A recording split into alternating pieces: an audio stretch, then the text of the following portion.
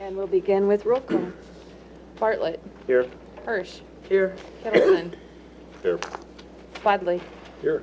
Boersma. Here. Reeves. Here. Mayeski. Here. Engelberger. Here. Jensen. Here. Truel. Here. O'Connor. Here. And Johnson is absent and excused. There are 11 alders present. Thank you. Are there any communications from our alderpersons this evening? I wanted to real quick mention that Parade of Homes concluded over the weekend, and the total for here in Stoughton was 3,237 visitors. So I think that's a great number of folks to come visit the community.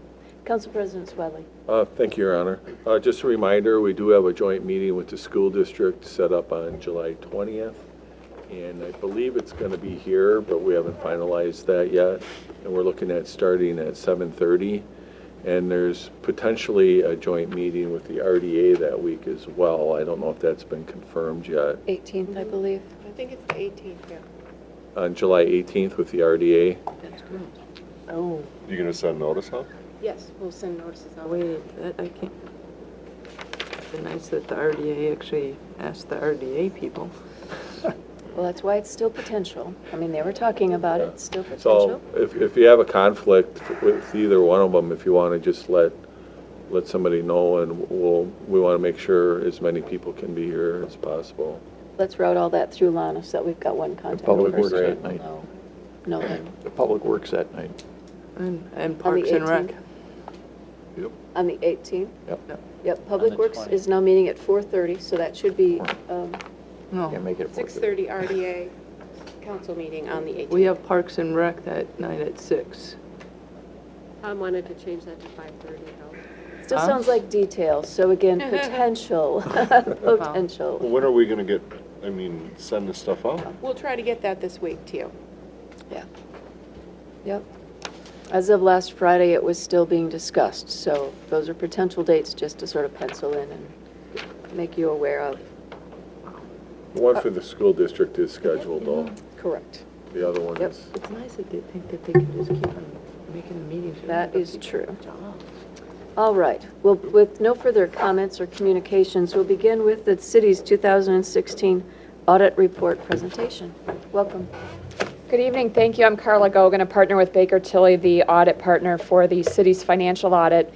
And I'm going to cover the governmental funds of the city, and then I'm going to turn it over to Jody Dobson, who's with me tonight, and she's going to cover the utility highlights. So included in your packet was a document that is referred to as the report to City Council. That's what I'm going to be speaking from. All of the information that's contained within this document you can find in greater detail within the issued financial statements themselves. Two things I do want to highlight that are not included in this document but you would find in your audited financial statements are the audit opinion. That's what you hire us to do, and we did provide or issue an unmodified or clean audit opinion. That's the highest level of assurance you can receive on your financial statements. It's what you've received in the past. It's what you should expect to receive. The other part is the management's discussion and analysis. If you were to spend time in the audited financial statements, I'd recommend that you take a read through the MD&A. It does a nice job of summarizing what occurred during the last year. So I'm going to go through some highlights and some benchmarks tonight. They're consistent with benchmarks we've gone through in the past. And I'd welcome questions as we go, so you don't need to save your questions until the end. If we're covering something, feel free to jump in. So if we move to page 1 of the financial statement highlights for the city, we're going to focus on the general fund on the next 2 pages, pages 1 and 2. Your general fund is your main operating fund of the city. It's where you have your costs associated with public works, public safety, your administrative costs. And what we take a look at is fund balance. Fund balance is the equity of the city. So you have what you own or your assets, which is primarily cash and receivables, less what is owed, or your liabilities, payables, and what you have left is your fund balance. So if you think of it really in terms of what do you have in savings, if you will. And fund balance is broken down into different categories, with the largest portion being about $3.4 million, and that's what you have an unassigned fund balance. And we're going to look at the next page, and we're going to look at some metrics related to that. But during the year, you had adopted a balanced budget. So you'd adopted a budget for 2016 where your revenues matched your expenditures. You had actually planned to use fund balance of about 73,000, or actually draw down your reserves. You actually increased your fund balance by just over $100,000. But really, by and large, came in accordance with what you had planned. The unassigned fund balance represent monies that are not designated or assigned for any particular purpose. The assigned fund balance is made up primarily of the payment in lieu of tax from the utilities. So they transfer that over in 16, but the city is really assigning that to use in the 2017 year. And then non-spendable fund balance, these are assets that are not readily liquid. And the largest portion of that is related to some non-current interfunds or loans that the general has with other funds. If we move on to page 2, I think, we're often asked, what is the fiscal health of the community? And I think this does a nice job really of providing you a benchmark. And if you look at 2016, you'll see that unrestricted fund balance. So this is going to be your unassigned fund balance that I said isn't identified for any particular purpose, plus your assigned fund balance, which I mentioned is related to your payment in lieu of tax. And if you compare that to the expenditures of the general fund, you have about almost 50% of fund balance in relation to total expenditures of the general fund for 2016. So if you look at the graphic below, you can see over the last 5 years, it's been very stable and consistent. You do have a fund balance policy. Okay. Carla, I'm not sure we're following on the No document. idea where you are. This is in the report to City Council document. It's a graphic document. Okay, and again, we've got them all bundled together here, so we're kind of looking to find the, My apologies. And I'm What not, she was talking about is on page 18 of our, okay, yep. 18, not 1, so, yep. the very first page says report to City Council with today's date and then presented by Baker Tilly. And then has a copyright at the very bottom. With me. I still don't find Problem it. is we've got I haven't found it. Roman and Okay, well, what I am looking at, and I'm going to guess others are looking at as well, is Resolution 94 of 2017. Right, but that I don't know why we We're all don't have a looking hard at. copy of this. We're not following. But I don't think that's what she's referring to, because it doesn't say No. from Baker. Okay, my apologies. It was my understanding that the presentation had been Sorry about that, then. provided. Is this it? It's here.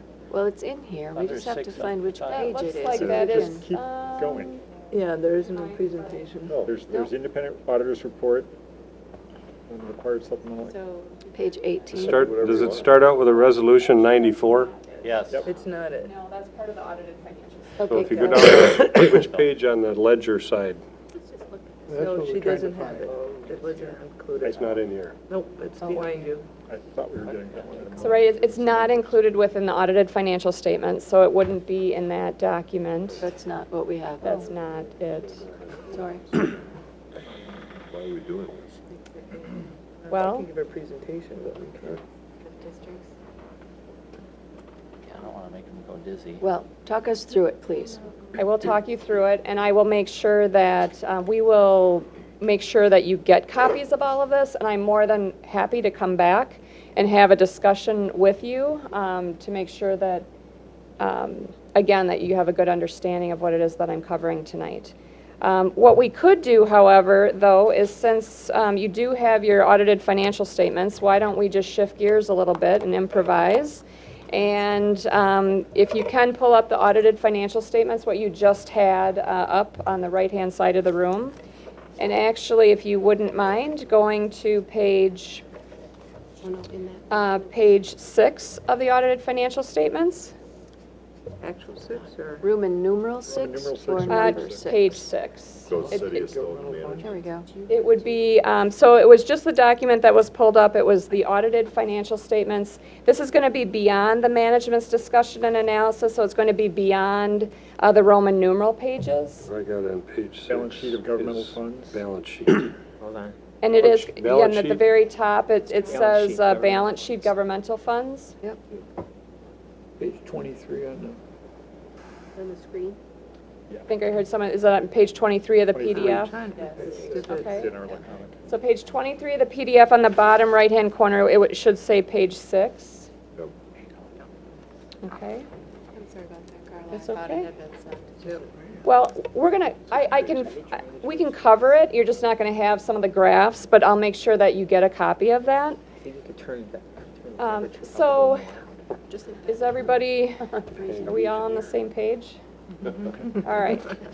So, we'll cover this together, and what I was referring to is the fund balance. So we're looking at the general fund, which is the main operating fund of the city. I'm on page 6. And if you look at the fund balance area, you'll see that it's broken down in the various categories. And as I mentioned, your fund balance is your equity position of the community. And again, with your general fund being your main operating fund, your fund balance is your assets, primarily cash and receivables, less your payables.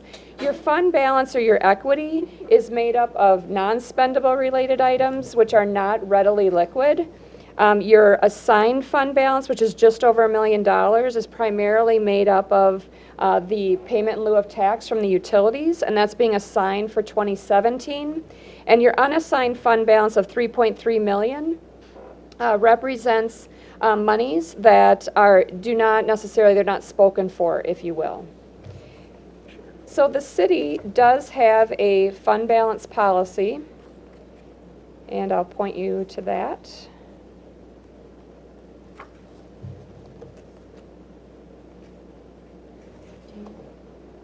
If you wouldn't mind going to page 38. So now we're in the footnotes. Which page 38 are you talking? PDF or paper? I'm not looking at the PDF, so it's going to be the document itself in the bottom right-hand corner of the financial statement. It's going to be page 38 of the financial statement in the footnotes. Page 54. Page 54 of the PDF. And you'll look at the third paragraph up from the bottom. And this is the fund balance of the city. So the city does have a fund balance policy, which is really important as you're managing the operations to know what is the minimum fund balance in your general fund that the city strives for. And you do have a policy to maintain an unassigned general fund balance within the range of 20 to 25% of your general fund annual budgeted expenditures. At the end of the year, as I talked about, that unassigned fund balance was $3.3 million, or 26%. So you're just over what your policy is, but again, very healthy fund balance from a fund balance perspective. And if I look back, again, I think trend analysis is important. If I look back over the last 4 to 5 years, you've stayed very consistent with your fund balance and the reserves that you have, which is not easy given the current economic environment and with levy limits and so forth. So again, that is very commendable.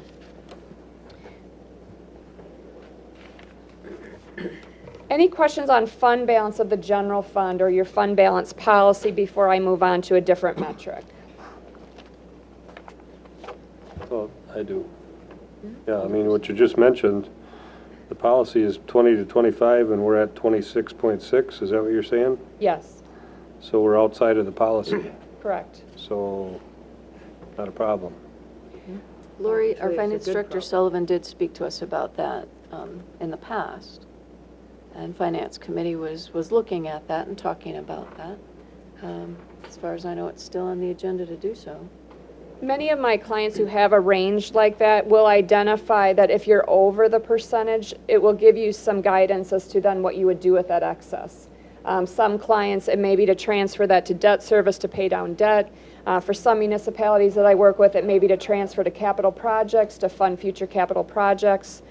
So usually you will want some sort of pathway if you are in excess of your policy. Sure, Council President Swedley. Thank you, Anna. So earlier this evening at Finance, we did have a preliminary discussion about that, about creating kind of a list of unmet needs, if you would.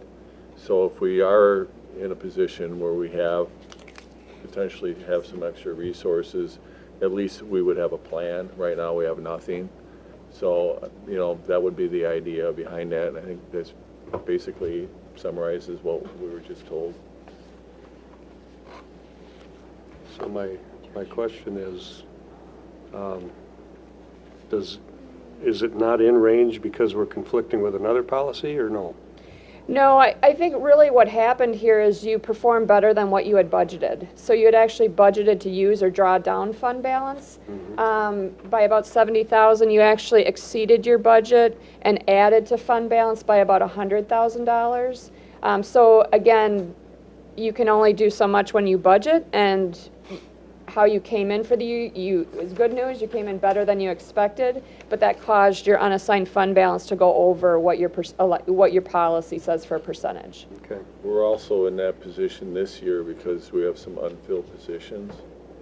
So basically, though, every year as our budget goes up, we do need to carry over some in order to stay within that range. Otherwise, if our amount goes up and our fund balance stays the same, our percentage will go down.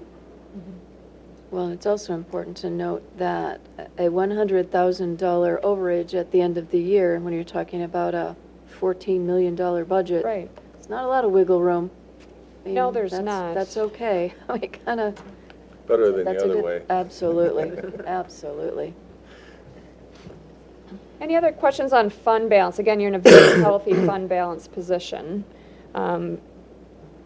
If not, I'm going to move on to another metric. So I'm going to move to the actual page 58 in the bottom right-hand corner, which is the long-term obligations page. It's probably around page 63, I'm guessing, in the PDF. It's note 4F.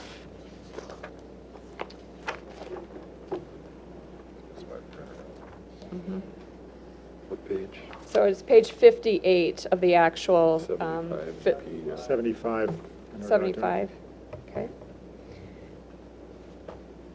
Thank you. And so on this particular page, the very last paragraph, it talks about the general obligation indebtedness of the city may not exceed 5% of the city's equalized value within the city's jurisdiction. So again, the city is limited in terms of how much general obligation debt it can have by its equalized value. And the GO debt capacity of the city was just over 50 million. If I look back over the last 4 years, for the last 3 years, GO debt capacity has grown. That isn't the case in all communities in the state of Wisconsin. When the economic downturn occurred, 2008 and 9, we saw definitely a contraction in terms of GO debt capacity. But because you're seeing growth, that positively impacts your GO debt capacity. So it has grown. It's just over $50 million. For example, at the end of 15, it was about $47.7 million. So just to give you an idea of that growth. You are limited to 5% of that in terms of what you're legally allowed to borrow. And at the end of the year, you had just under $23 million of general obligation debt outstanding. Now, to keep in mind, the city did do what you don't see that often, but it's a crossover advance refunding. And what happened is basically the city refunded some debt at the end of the year. And typically when you refund debt, the debt that's been refunded comes off your books because you've paid cash over to an escrow agent. And the cash that is sitting in escrow is no longer on your books, and the debt is essentially defeased and it comes off your books. In a crossover refunding, the debt and the assets, the cash, stay on the books until such time as the crossover date and the bonds are actually defeased. So at the end of the year, the bottom line is that your GO debt was about $3 million higher because of that. And in 2017, and you had the assets, you had the cash sitting in escrow, but the debt remained on your books. And in 2017, that crossover occurred, and that debt has now been paid off. So if you compared your GO debt outstanding at the end of 16 to where you are in 17, you would see that reduction by that $3 million. So you were at 39% of your GO debt capacity at the end of 16. But again, you know, that refunding does factor into that. When I look at your GO debt capacity over the last number of years, it's really hovered around 40%.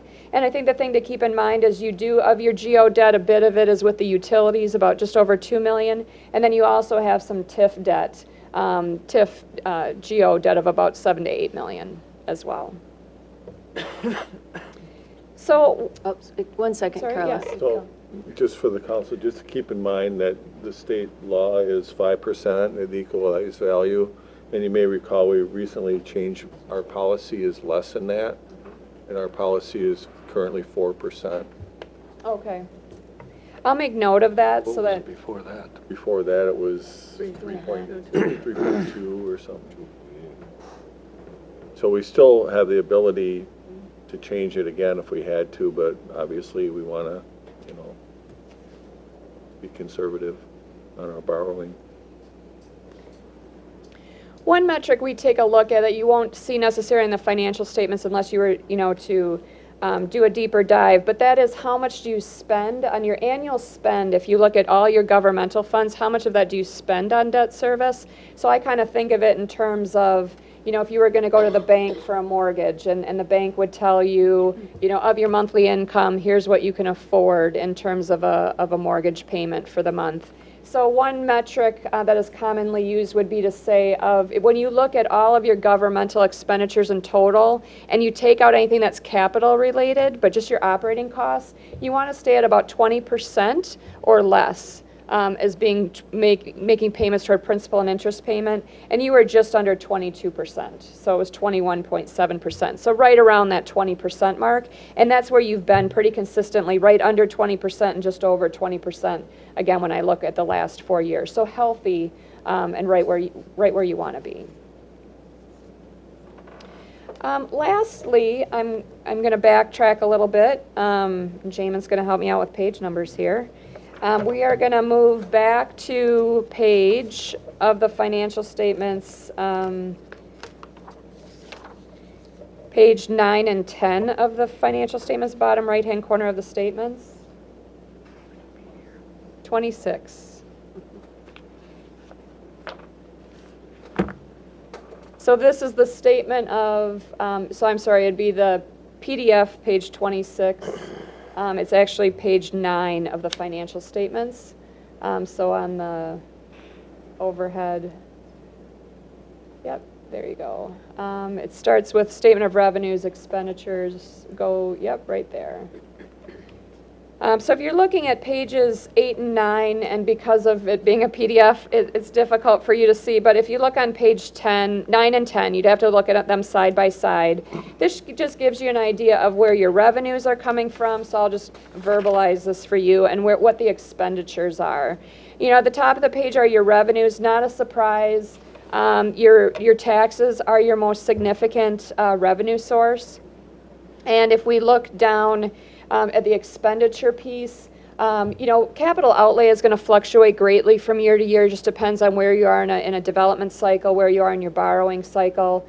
But in terms of just your general current operating expenditures, you'll see that public safety is, you know, ranks as higher.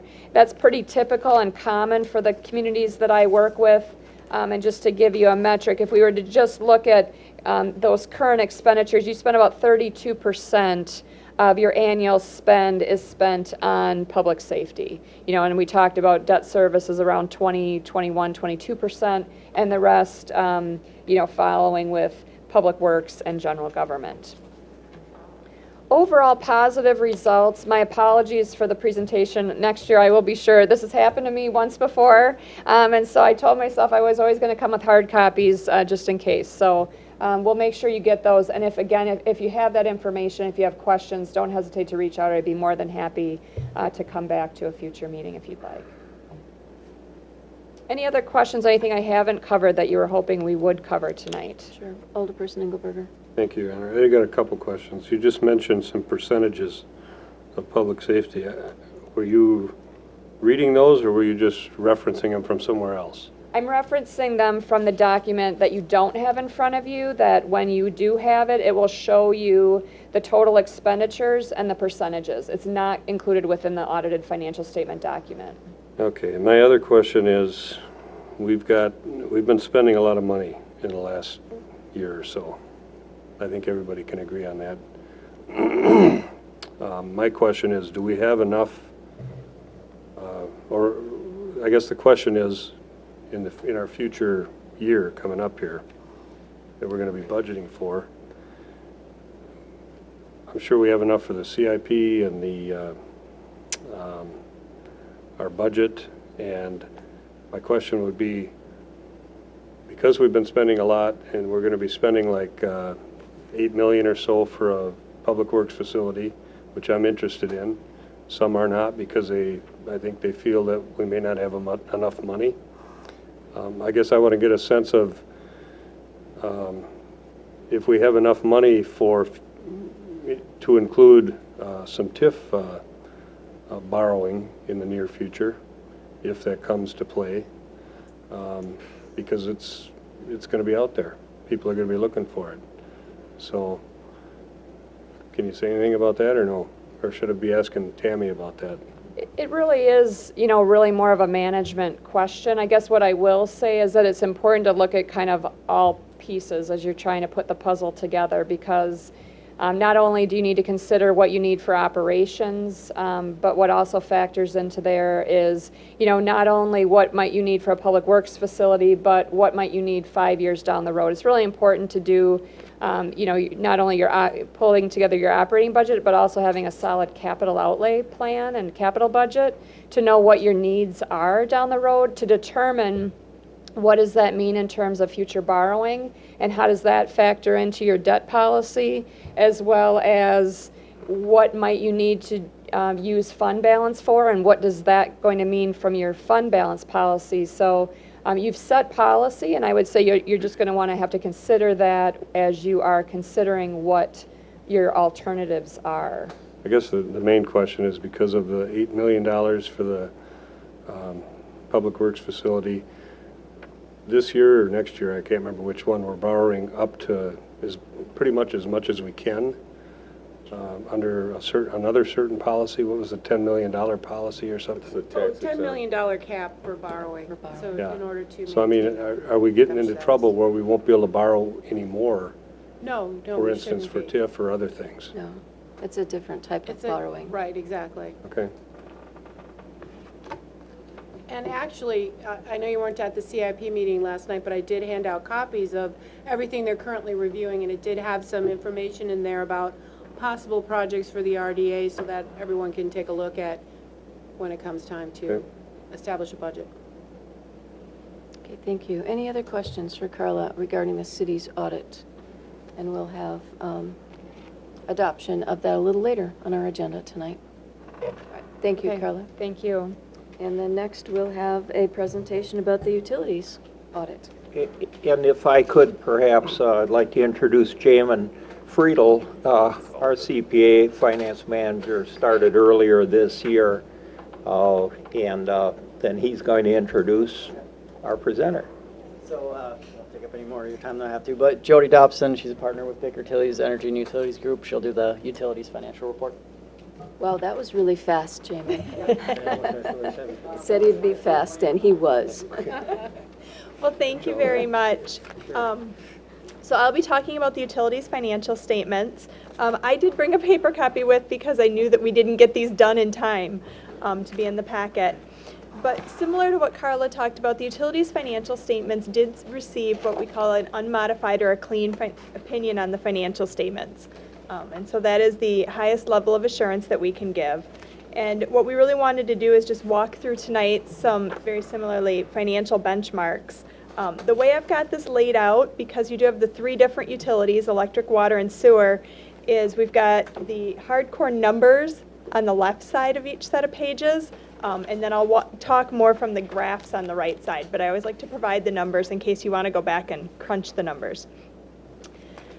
So first we've got the volume of electricity or water sold or wastewater billed or treated for each of the three utilities, looking here over time. And what we see is a general trend for, I'll say, flat or small growth in usage. And this is what we're seeing across the industry, is that while we used to see significant growth in our customers' usage from year to year, while we're still seeing in a growing community, you're seeing that individual customer conservation. So it kind of balances out to a more very flat level of growth, maybe 1%, 2% or so. And so really what that means is it's an increased importance on proactive financial planning, which your utility is doing, and looking out to the future to say what projects are coming and what's the impact of that going to be on our finances, because you can't assume that you'll have growth in your sales volumes that will match the growth in expenses. So if we turn then to the next set of pages, we have the rate of return for the electric and water utilities. And this is a little different of a benchmark because here in Wisconsin we have the Public Service Commission that regulates our electric and water municipal utilities, and they establish the rates for each of the utilities, and those rates are designed to recover your operating expenses, depreciation of your investment in infrastructure, the payment in lieu of taxes that's made to the city, and then provide a return on the investment in capital infrastructure. And the idea there is that that return on investment is going to allow the utility to maintain its infrastructure, to replace things as they age, and to update and expand the system. So within each of the two utilities, we have what is the authorized rate of return. For the electric utility, that's currently at 5.1% return on your investment. And for the water utility, in the rate order that was adopted in early 2016, it's 5.25%. And just so you know, the Public Service Commission has a formula to come up with that authorized rate of return that's based on what are the municipal borrowing rates as kind of the starting point for that. So if you would have looked at rate of returns 15, 20 years ago, they were very different than today because the municipal borrowing rates were very different. But what we can see here is for the electric utility, the rates were last adjusted in 2015, and the rate of return for the last 2 years has been 4.6 and 4.95, so very close to that 5.1%, which is what we would like to see. Is you're never going to hit it exactly on the number, but to be right in that range. And actually, the electric utility, I believe, did also have new rates that went into effect this spring, just for minor adjustments to stay in line with that. The water utility, back in 2015, had a 2.8% rate of return, and then with the new rates going into effect during 2016, it went up to a 3.46%. So that was only a partial year impact of those rates, so it'll be important to see where that falls for 2017.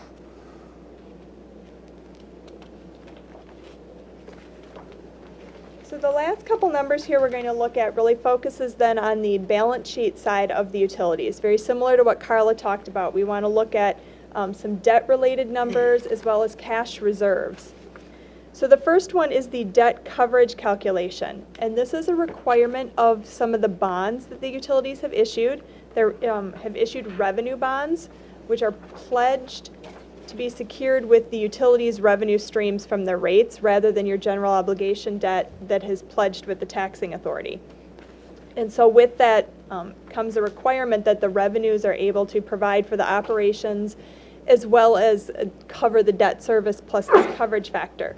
So for the electric and water utilities, the required earnings is to be at 1.3 times the debt service, and for the wastewater, it's a 1.1 times coverage. And the difference there is just based on one being a market-issued rate and one being through a state loan program.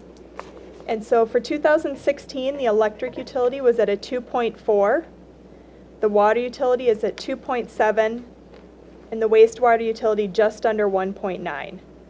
And as we look at the graphs here, we can see very consistent bars for all three utilities. So very stable debt coverage, not a lot of spikes or odd things going on there, and definitely meeting that requirement across the board. One thing I do like to point out here is that when we calculate the required earnings, there's a couple things that, based on the language in the bond resolution, are not included in there. So when you see that differential, that the actual is above the required, some of the things that that difference provides for is paying on the general obligation debt that the utilities have borrowed, because they have debt service requirements there that don't get built into this calculation. Making the payment in lieu of taxes to the city comes out of that differential because the way the bond resolutions are written, that's not included in the requirements. The bondholders look at that as you're paying yourself, so it's lower. And then also that excess provides for cash that can be reinvested in the system. So again, equipment replacements, repairs, expansions. Any questions?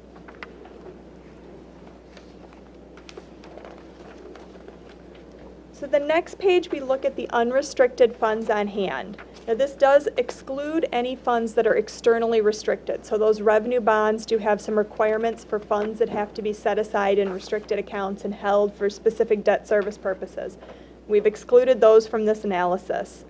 And what we've compared here is the actual unrestricted funds on hand to a minimum requirement. And this minimum comes from the Government Finance Officers Association, and they would say a utility or an enterprise fund should have a minimum of 3 months operating reserves. When you look at what rating agencies look at, they tend to look more for a 5 to 6 months reserves on hand as their benchmark when they're rating for debt ratings. So we can see here, again, relatively stable numbers over time. The electric utility at the end of 2016 had 6 months of reserves, the water utility 5 months, and the wastewater a little over 8 months. The water utility had gone through a period of some projects and drawing down those reserves and now is working to build those back up.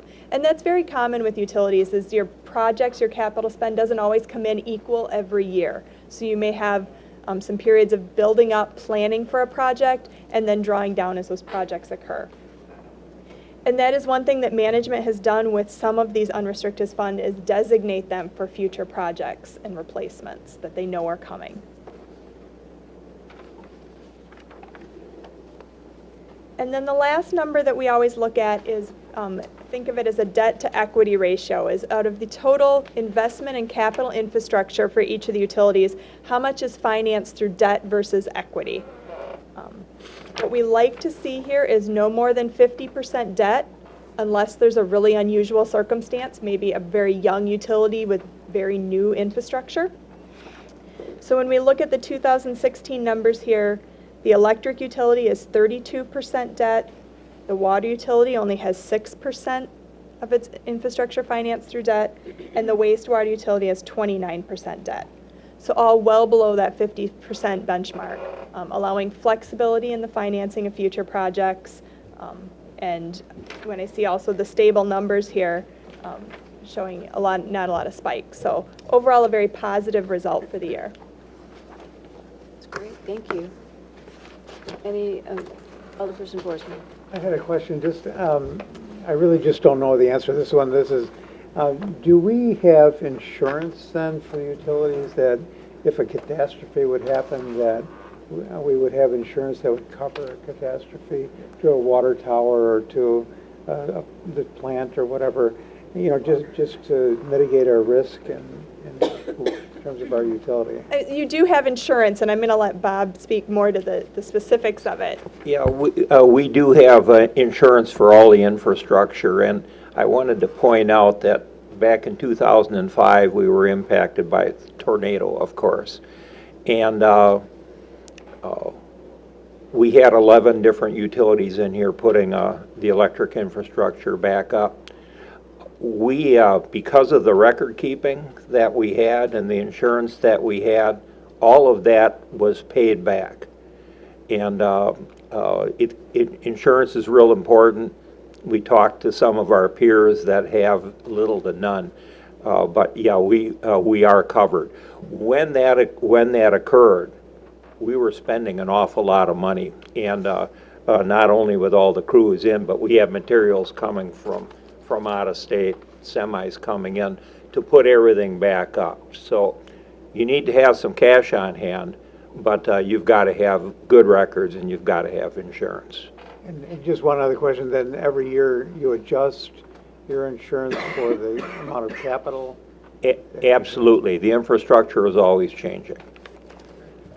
All right, thank you very much. Thank you. And actually, we'll get to those items on the agenda shortly.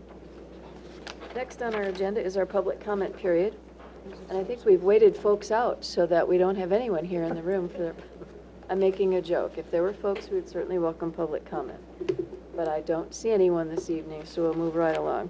Our consent agenda tonight consists of the June 13 Common Council minutes, Resolution 95 of 2017, which is authorizing and directing proper city officials to adopt the American Public Power Association's Safety Manual 16th edition, 2017, approved by our Utilities Committee on June 19th. Resolution 98 of 2017, approving an extraterritorial jurisdictional land division request by Tom Matson for property located at and adjacent to 1494 Pleasant Hill Road, Town of Dunkirk, Dane County. Plan Commission approved on June 12th. Resolution 99 of 2017, approving an extraterritorial jurisdictional land division request by Bruce Syme and James Lapp for property located at and adjacent to 333 State Highway 138, Town of Rutland. Plan Commission approved on June 12th. Resolution 102 of 2017, confirming the mayor's committee appointment of Todd Hubing to Stoughton Landmarks Commission as recommended by the Landmarks Commission on June 22nd, 2017. I would entertain a motion to approve. There's a motion by Jensen, Second. second by Truul. Does any alderperson wish to remove any of those items from the consent agenda? Alderperson Engelberger. Thank you, Your Honor. I just have I don't have a particular one I want to remove, but I got a problem that, how are we determining what goes on the consent agenda? I mean, to me, we went a long time where it was just like the council minutes or whatever, and all of a sudden we're throwing all kinds of items in here. Well, For it's not instance, last week or last meeting, there was an item that actually caught me by surprise because I didn't know it was in the consent agenda because I didn't look at it that close when I was reviewing it. And all of a sudden, we're voting on it, and I didn't have the thing open. And, you know, As to me, we've- I got a problem with this. Okay, if I may respond. The clerk and Tammy and I, as well as Attorney Dragney, as we go through and review the agenda, getting ready for that next committee or council meeting, we look at those items that were approved unanimously at committee. Those items that typically don't have a lot of discussion on the council floor. And you're right, Michael, we could make a misjudgment, which is why when we've added more to the consent agenda, I'm reading them. And not only am I reading them for our knowledge here at the council floor, but for those at home that might be listening and would want to know, well, what was on that consent agenda? And then there's always that opportunity to pull any or all of these items out and have further discussion on the council I floor. just think it's a bad practice. Okay. So noted. Are there further comments regarding the consent agenda? Council President Swedler. Thank you, Your Honor. I don't know if I need to remove it, but I wanted to speak to the Landmarks Commission appointment. You bet. Mhm. What's the best way to do that? Just Remove We it. can It's the remove only it way to and do we'll it. put it on Okay. beginning of new business if you, or why Okay. don't we do it after presentation since we've had That's fine. those items? Yep, you bet. And the material for that is also in your packet, so we can refer that.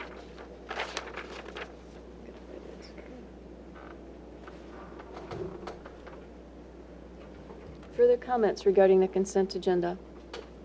Alderperson O'Connor. Thank you, Mayor.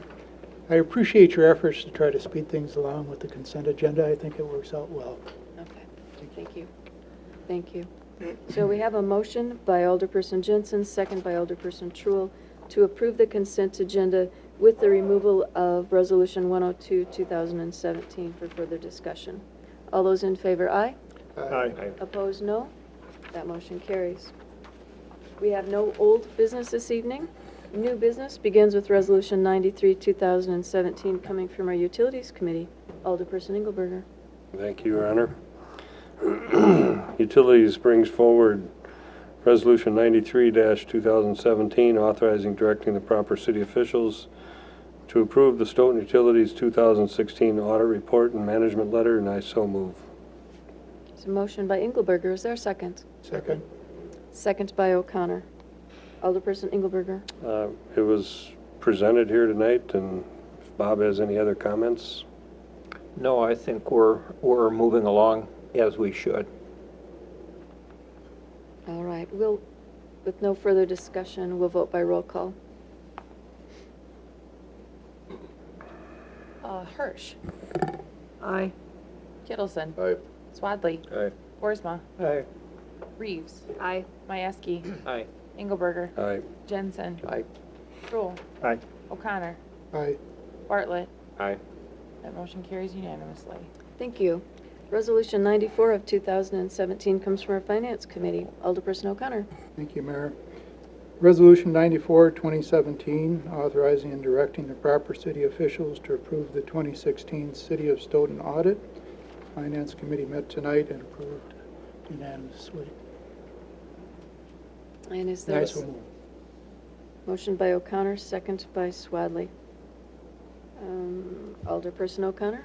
Well, again, we heard the presentation tonight, and although there's some information that we were looking for, it wasn't here. If people are comfortable, I'd certainly be in favor of supporting and accepting the report.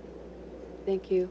Comments or discussion? Alderperson Engelberger. Thank you, and I guess the only question I got is that the resolution and the agenda item on the minutes basically say two different things. One says approve, and the other one says acknowledge receipt. So I guess my question is, why doesn't it say approve in both locations? Actually- That was a mistake. It should say acknowledge receipt. I think it was the same on the previous one, I too. thought it did. Yeah, I did at one point, but think both you're right. Thank resolutions you were It for- should changed, say but- approve, basically, right? No, my recommendation is that you simply acknowledge receipt of the report. You're not, it's not really necessary to approve it or disapprove it. You were given a report and you're acknowledging that you've received the report. So we don't ever approve audits? I don't know what you've done in the past. I mean, I've seen communities routinely approve these, but my recommendation is that you Yeah, I didn't- simply acknowledge that you have received I mean, your it's- audit. It's two different things, you know? It is. So I think it should be clarified. That's- well, if you want to change it It to should approve, have you said can. acknowledged receipt, and that was, We've always just approved it. It's up to you guys. Yep. You got my we recommendation. can certainly make that change on the council floor if that is what your desire. That's what we desire. I would make a motion that we amend it to say approved as opposed to receipt or received.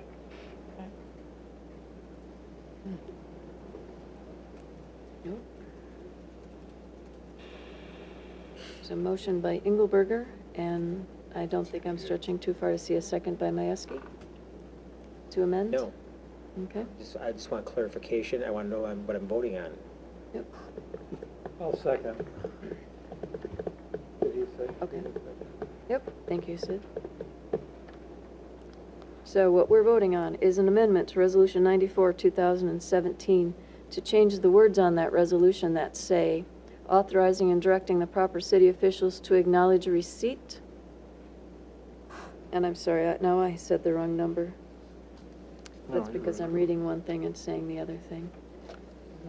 That's Resolution 94, which is the city audit. Changing Resolution 94 from saying authorizing and directing the proper city officials to approve.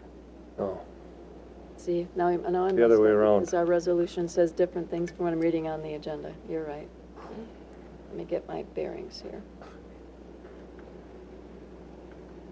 motion would be to have the Move to table to Let me find it here. resolution match the agenda item. Can't find it. The agenda item says to approve. Right, and you want it to say to acknowledge. No? No. No. See, I I can't want the find it. resolution to say that I'm it should be lost. approved. It's on the agenda, And I, not the resolution, the agenda. I know, but I'm not finding it. I'm looking for the resolution. I'm not finding the resolution.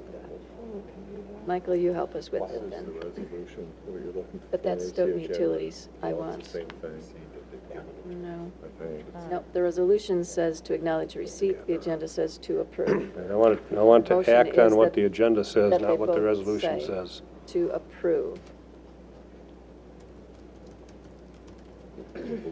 I know that I'm confused. Does everyone else understand You're what we're looking at changing? utilities. Yes, I am, You wanna and I'm not able to compare- make the change on You my want to computer compare here. the council audit to the agenda. We need to change the resolution, is that I don't know why. The motion is to change the proposed amendment is to change the language in the resolution from acknowledge receipt of Oh, to that's 'cause they're approve, not here. As stated on the agenda. as stated on the agenda. There we go. Now I find it. Thank you. Thank you. And that was a motion by Engelberger, second by Boersma. All in favor of that amendment? Question for Matt. Question first.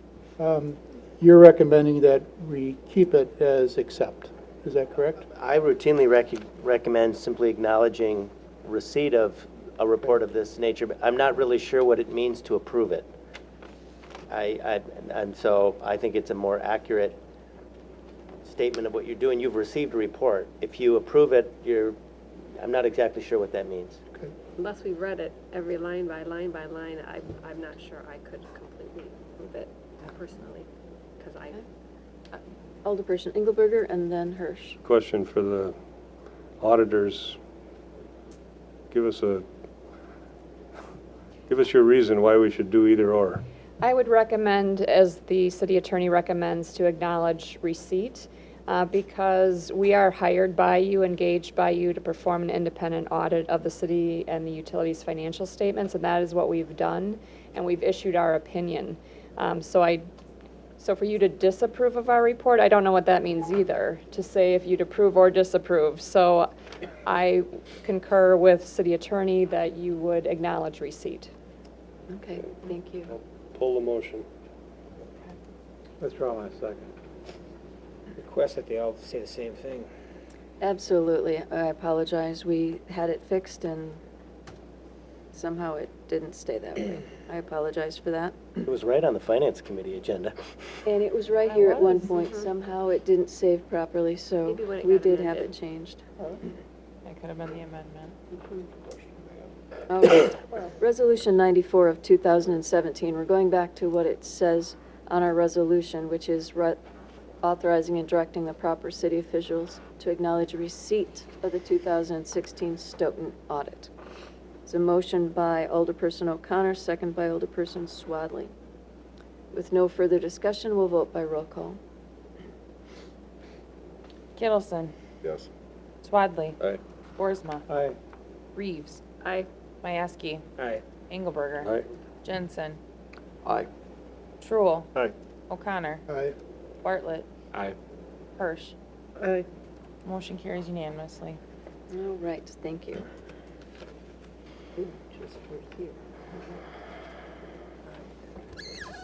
Thank you, ladies. Agenda, and Jamin, sorry, including with the ladies. Resolution 96 of 2017. Alderperson I just have a Boersma. question then. On 9317, did we do that right then? I think the Yeah, resolution because we voted on the says- resolution. Voted on the resolution, and the resolution on 93 said acknowledge receipt. So the agenda language was incorrect, but the resolution that you approved is correct. Yes, I didn't remember. yes. Yes, it is. Thank you, I'm sorry for interrupting. Nope, no worries. Agenda item 7, resolution 96 of 2017 comes from our Utilities Committee. Alderperson Engelberger. Thank you, Your Honor. E down there. Utilities brings forward Resolution 96-2017, authorizing directing the proper city officials to approve the Stoughton Utilities 2016 wastewater treatment facility and sanitary sewer collection system 2016 compliance maintenance annual report, and I so move. It's a motion by Engelberger. Is there a second? Second. Second by Bartlett. Alderperson Engelberger. This is an annual thing that we do, but I'm gonna defer to Utilities Director Cardez. This is our annual report card to the Department of Natural Resources, and we were carrying all A's and an F up until this year, and now we're all A's. I think what it's showing to the department is good wastewater treatment and good operation of the collection system. And a large thank you to Director Cardez as well as Brian Erickson for their work down at our wastewater treatment facility. Comments or questions? All those in favor, aye. Aye. Opposed, no. Motion carries. Oh, I'm so sorry. Yes, we need to step back to Resolution 102, 2017, which is the appointment of Todd Hubing to the Stoughton Landmarks Commission. So if you all go back to the consent agenda, you will find Resolution 102 in the backup material along with that. I'll move to approve Resolution 102, 2017, confirming the mayor's committee appointment. Actually, it's commission appointment. Second. Todd Hubing to the Stoughton Landmarks Commission. Second. Second by Boersma. Alderperson Swadley. Thank you. The reason I had it pulled is, well, a couple reasons. First of all, I wanted to thank Todd for joining our group. He lived in Stoughton for years, moved, got an engineering degree, came back, bought a building, a historic building, is doing some work to it. He's going to potentially do some schooling out of there. So that's one thing I wanted to mention. And then also that my understanding is that the mayor had set this to, I don't know, I'll let you explain it. I'm not sure where you're going. Well, that you had to go to the commission before it came to council, which I think is a Absolutely. new procedure. Not necessarily. I kind of do it behind the scenes, though. Whenever there's a committee or commission vacancy, I will most often reach out to not only the leadership team member, but that committee or commission, and say, who do you recommend? Because as we talked about before, there's no way that any of us can know everyone who might be an expert in that field. And then from those recommendations, that's when I bring forward to you my recommendation as an appointment for your confirmation. So very Thank similar you. to what we've always done. Yep. Alderperson Hirsch. I thought we just had a resolution about what the Procedure. the procedures for commissions and appointees. Thought we just passed that like 2 weeks ago. No. It's for the hiring of, that was for the hiring Hiring of leadership. Department heads, Leadership? leadership team, yeah. No, but we also had a new policy with respect to. No. No, think that it's hasn't on come through the no CACP at all. It's on Okay. for Then that's It where was it would, proposed. It was but we discussed. haven't- yeah, Right. that would have to be something that we would have to do. That's where I'm yet. getting it, I'm sorry. Okay. I knew, I've seen it, I thought it was here, but it was at CACP. There was also the request for the tree commission appointments to be placed in the hub for 2 weeks, and that was done. Tree commission has, as can happen sometimes, they've been struggling getting a quorum at their committees, so for them to review those applicants to actually make a recommendation, they've been struggling a little bit. Public Works Director Abear is going to take a look at those applications and make a recommendation. You can't meet if you don't have a quorum, and you can't have a quorum if you don't have committee members. It's one of those situations. Alderperson Boersma. And just to relate to this actual resolution, I've met Mr. Hubing, and I have heard him speak on issues that he's an expert at, and I really think he's an impressive candidate for this position. Absolutely. Further comments or questions regarding the council's confirmation of Todd Hubing to the Landmarks Commission? Seeing none, all those in favor, aye. Aye. Opposed, no. All right, thank you. Oh, wow.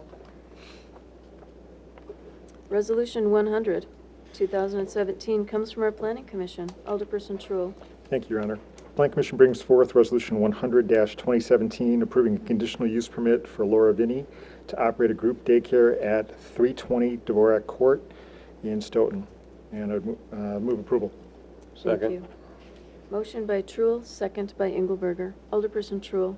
It's important to note that this is just the conditional use permit application. We do anticipate seeing a CSM that'll be required as a part of this in July. Absolutely. Comments or questions? All those in favor, aye. Aye. Opposed, no. That motion carries. Ordinance 7 of 2017 comes from our Planning Commission for a first reading.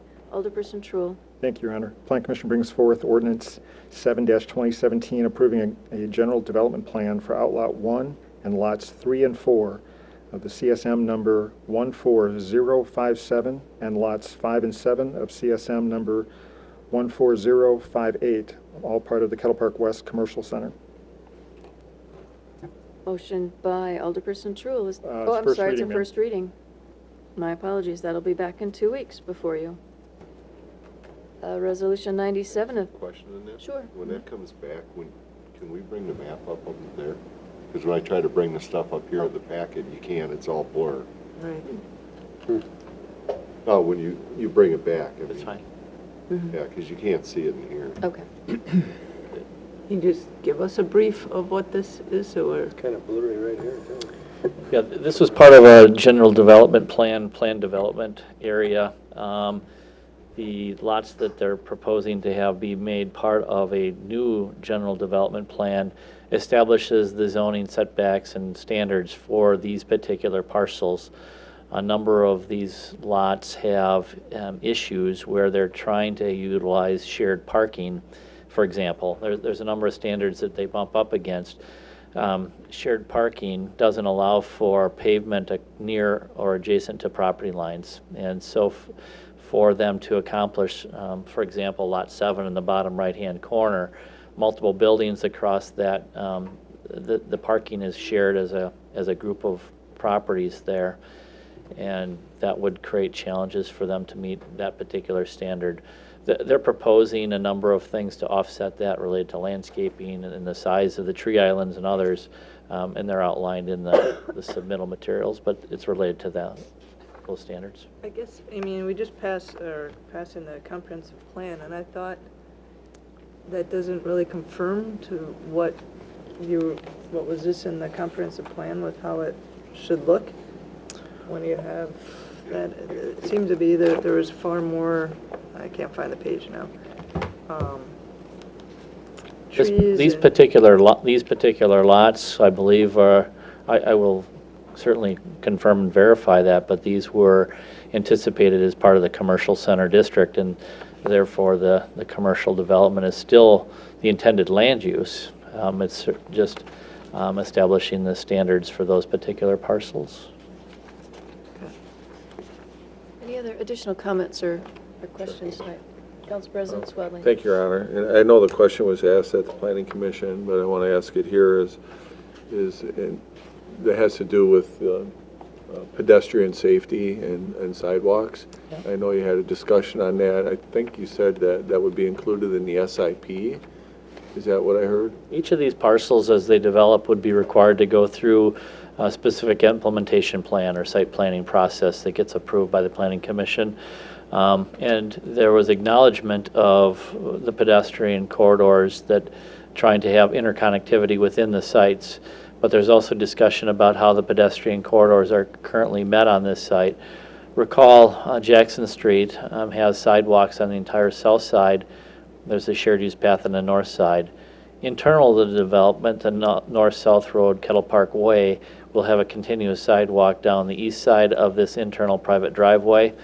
In addition to that, the entrance point into the development into the Walmart facility has a pedestrian route that would continue into this location on their site. Internal to each of these sites, there was discussion with the developer about trying to make safe connection between each of the buildings there as much as possible as they propose development plans for each of these sites. Thank you. Were there further questions? All right, this will be back in 2 weeks. I missed something. Okay. The shared use path also runs along Highway 51, All around that side. and it also continues along the northern side of 138. Sure. Just can't get across from 51. All right, thank you. Across the roundabout. Resolution 97 of 2017 comes from our Planning Commission. Alderperson Truul. Thank you, Your Honor. Brendan, you want to put that back up? That would be helpful.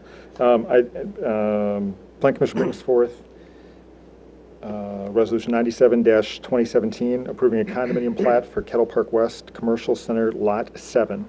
I would move approval. Second. Motion by Truul, second by Engelberger. Alderperson Truul. Thank you, Your Honor. What this really allows, looking at the graphic that's up there, we're talking about Lot 7, which is in the lower right-hand side. By going to the condominium, it really allows them to do the things that Rodney was just mentioning in terms of kind of the shared use. It gives us a chance to better utilize the parking and also allows them to have multiple owners. We spent a fair amount of time talking about this and laying it out. Just as a reminder, the building in the lower left-hand corner, southwest corner, is Dunkin' Donuts and a couple of other users in that building. And the building in the northeast quadrant is the Quick Trip. So, Oh, no. I'm sorry. Quick Trip's on this site. Is the Multiple tenant. multiple tenant building, sorry. And then there is an additional pad site on the southeast corner that at this time they're indicating may be another restaurant or something else. But what this allowed us to do is really better layout, and the developer better lay out the parking lot in there. The one other part of this is a lot of the storm and all the infrastructure that's necessary is already in place. So effectively, this is the limits of the sizes of the buildings, basically that will be able to be there. They might be able to tweak just a little bit, but effectively this is what we're looking for. Alderperson Kittleson. Just have a question. I mean, you're on the planning. By going with a condominium style like that and sharing the parking lot, does that actually create less parking lot?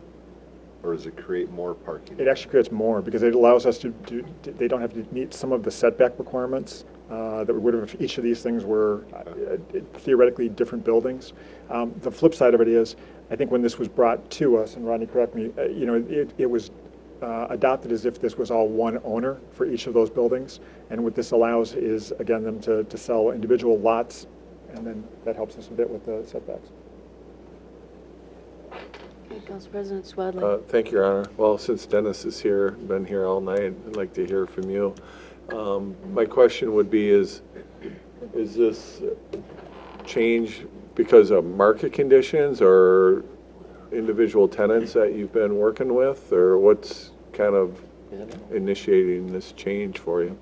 Well, we always had multiple buildings on this lot, but because of the tenants that we're finding that are coming, and partly because of the on-site stormwater that was required for this particular lot, we felt it would be much easier to be developed under condominium than it would be through certified survey maps, because we have no interior lot lines this way, and if we do have those, then we have setbacks off of those lot lines, and you wouldn't have continuous blacktop in the parking, so it's really Yeah, one I of guess the few ways to I'm not do that. familiar with unless unknowingly I've seen these condo setups. Are there any other examples in the area that you could kind of point me to so I can see how that works for them? I don't know if you got any. We've Commercial done condominium sites? We've done it in our business park. Yes. Yeah, there's We have, Yep. Grosso I think duplexes. 2 months ago or so, we had one of the projects that came forth. The one that It was- TJK is building right now, isn't it? Yeah, Yeah. correct. Do you see that a lot in retail, or is this kind of a newer concept just because of the site, or I'm just... No, trying you to- see it in retail all the time. I Yeah. mean, in theory, you could have a different owner for each building here. Mhm. Is that what you're anticipating? Yeah, most likely. Okay. Thank you. Thank you. I have Alderperson And Hirsch, help. Boersma, and Kittleson. I guess I'm trying to do like a mental cost benefit for the city by doing this. One, you get the condo, but you have more surface area covered in blacktop for parking lots. You have reduced setbacks, right, Scott? You're the planning, so I'm trying to figure out for the city, what is the benefit? Because it seems like, once again, we're making all these exceptions and we're actually paving more area. Is there any benefit to the I would city? defer that to the question about paving more. Again, what it really allows us to do is better lay out these lots, and from a standpoint of planning the parking and the circulation internally with this. Otherwise, if you potentially had 5 separate ownerships on this, as Dennis or as I mentioned, you'd have setbacks, and we'd have to have separate access points for all of them. I mean, this really provides for a much better layout inside, and it also provides an opportunity for them to better serve the storm system that's here. And they've actually installed, everything is in right now, right, Dennis, for the underground? Yeah, all the sewer and water's been put in, and I think they're waiting for the underground tanks to come for stormwater. So To me, they it- started to me, this it allow- without their approval. Well, to me, it allows those stores to make use of the same parking lots, because they may not all be there at the same time. To me, Correct. that just makes, it Right. makes good sense. It's higher density on that same. Right. Like, if you look at it, Dunkin' Donuts is pretty much a morning and into maybe early afternoon facility. I think one of the restaurants in the 7-2 building is a more of a breakfast spot. If we have a restaurant on the corner, that's probably more of a lunch and dinner type situation. And the retail is there all the time, but they're not the heavy users. The restaurants are typically where you get your heavy usage from, traffic-wise. Thank you. I have Alderperson Boersma, Kittleson, Majewski, and I saw So, Hanson. do you ever anticipate any problems with parking where people aren't supposed to park where they want to park? It's all and- shared parking between all the buildings. So it's not going to be designated, say, if you are here, you can't park? Nope. Okay. Nope, it's all shared. Alderperson Kittleson. Yeah, I guess I'm gonna ask the question that Regina just said. So you guys already started putting this in before it got approval, or they didn't need approval to? No, we have approval on 2 of the buildings. But I mean, to do the wastewater, the sewer, the runoff? Stormwater. Stormwater. Okay. Alderperson Majewski. Back to Alder Hirsch's question to some extent. So I understand your reasoning for this. Don't really care about your current tenants because of the fact that they will come and go, and it doesn't necessarily mean that it will mesh well in the future. That's being said, so benefit to the city. We've given them setbacks, reductions or eliminations and whatever. I don't think that's Do we correct, have though. a net, excuse me, I'm talking. Do we have a net, I'm asking Plan Commission, do we have a net gain of green space from this? Or do we have a net loss of green space from this? I'll turn to Rodney on the numbers now.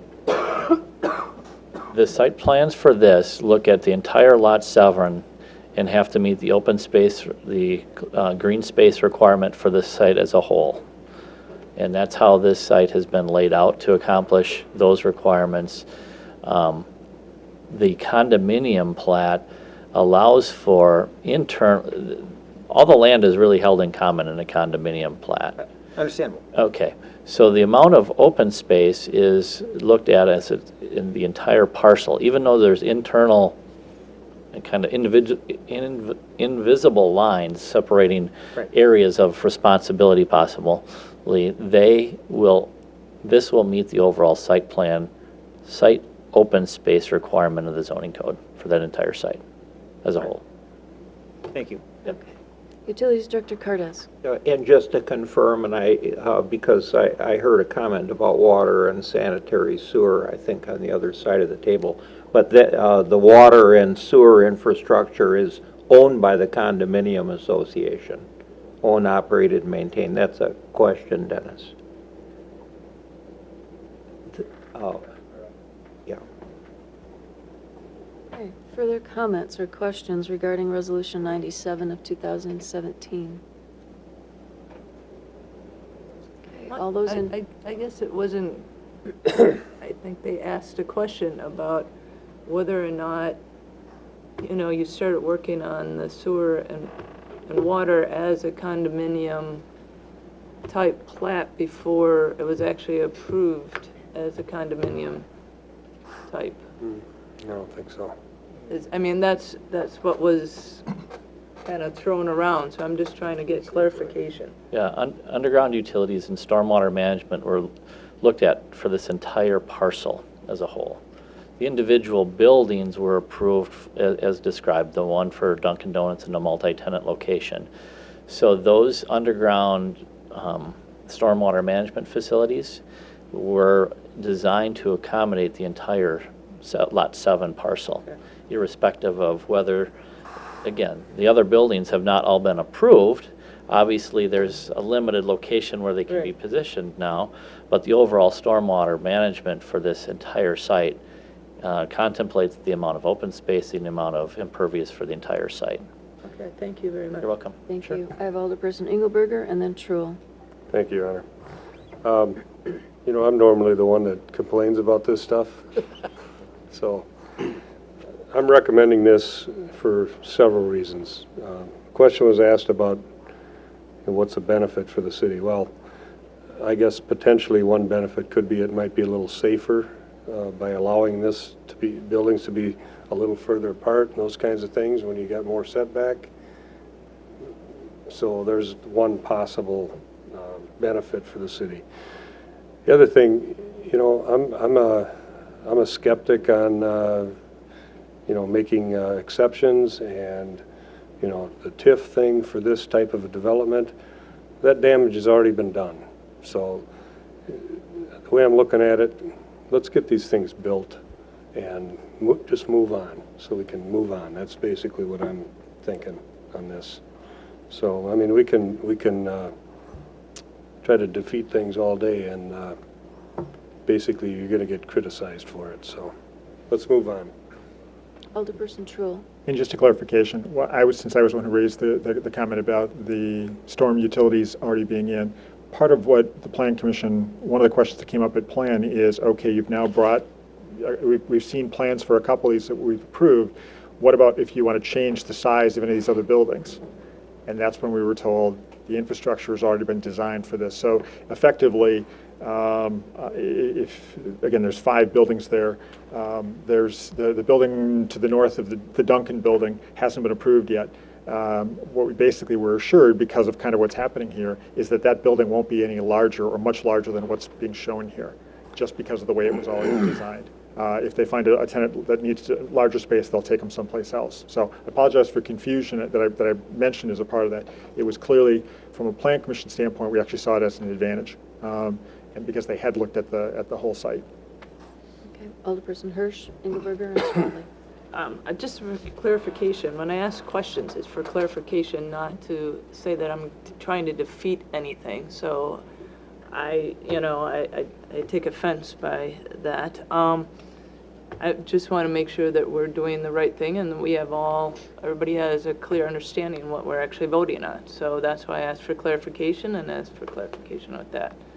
So I agree. I think it looks better than what I had anticipated the site to possibly look like. So it'd be nice to have actually something to go in there besides Walmart. Alderperson Engelberger. Thank you, Your Honor. One other point I just wanted to make, and Rodney would verify this. You know, this is similar to a issue we had a while back where we voted something down on a condo thing for a duplex, and then we came back and redid it and approved it. This is a way of doing things, and it's a legal way of doing things. So you can approve a zoning thing this way, or a survey, or you can prove it as a condo plat, or so. I mean, there's different ways of doing it, and this is one way of doing it. So I would encourage approving this. Thank you. Council President Swadley. Well, thank you, Your Honor. Well, yeah, I think, you know, the benefit is, you know, more tax base, more jobs, more goods and services for the community, and that's the biggest thing. My question is it safe to assume that the stormwater utility and all that is all covered in the condo agreement? Or Stormwater utility charges are being applied appropriately to every site out here. they're charged individually, or to the condo association? The condo association will be charged on a parcel like this. The owner of the property will be charged for the overall stormwater utility. Their fee for that parcel will be charged appropriately to the condominium association. Okay, thank you. Okay, thank you. Resolution 97 of 2017, there's been a motion by Alderperson Truul, second by Alderperson Engelberger to approve. We'll vote by roll call.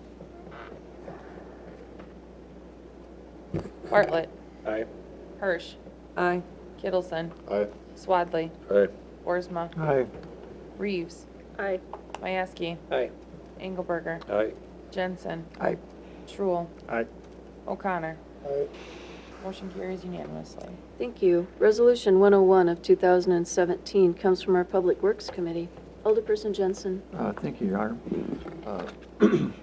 R 101, 2017, authorizing and directing the proper city officials to work with the Wisconsin Department of Transportation officials to incorporate certain items into the state REB roundabout project ID 5845010607 at Wisconsin 138 and Whole Silverado intersections, and I would so move. Second. Motion by Jensen, second by Engelberger. Alderperson Jensen. Yes, this was Public Works on the 27th, or excuse me, it was on the 20th, I believe. Going to ask for Rodney's help on this one to explain it a little bit further. Sure. The DOT is in the process of preparing preliminary design plans for the roundabout project at 138 and Whole, or 138 and 51 and Whole. There's a number of items that would be normally installed by the DOT. This being an entrance to the city, there's some upgrades that might be appropriate to be considered, and they're outlined in the resolution. And many of the recommended items in the resolution are intended to mirror the roundabout that was installed at Kettle Park Way. So you'll see the center islands of the roundabouts being proposed to be improved with landscaping to a similar fashion and level of landscaping as the Kettle Park West one. In addition to that, there's some colored and stamped colored concrete in the pork chop islands that are very adjacent to the roundabout, similar to what is also seen in the Kettle Park Way location. I'm trying to enumerate the other items of the resolution and not having that in front of me right now, so let's take a look here.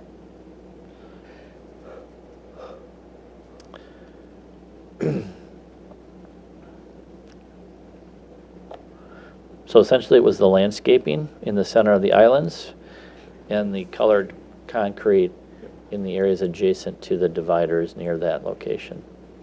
Again, this is a preliminary level. What will have to happen is this would be intended to be incorporated into the budget for this project as it moves forward in 2021, possibly advance to 2020. I think there's opportunity to add additional items going forward and or subtract, but right now we think this is a good recommendation. Thank you. I have Alderperson Mieski, Hirsch, and then Boersma. I'm all for upgrading for city entrances. I think it's a great idea. My concerns are, historically, you see communities put a lot of money into their landscaping at entrances and then fail miserably at maintaining them. My question is twofold. First off,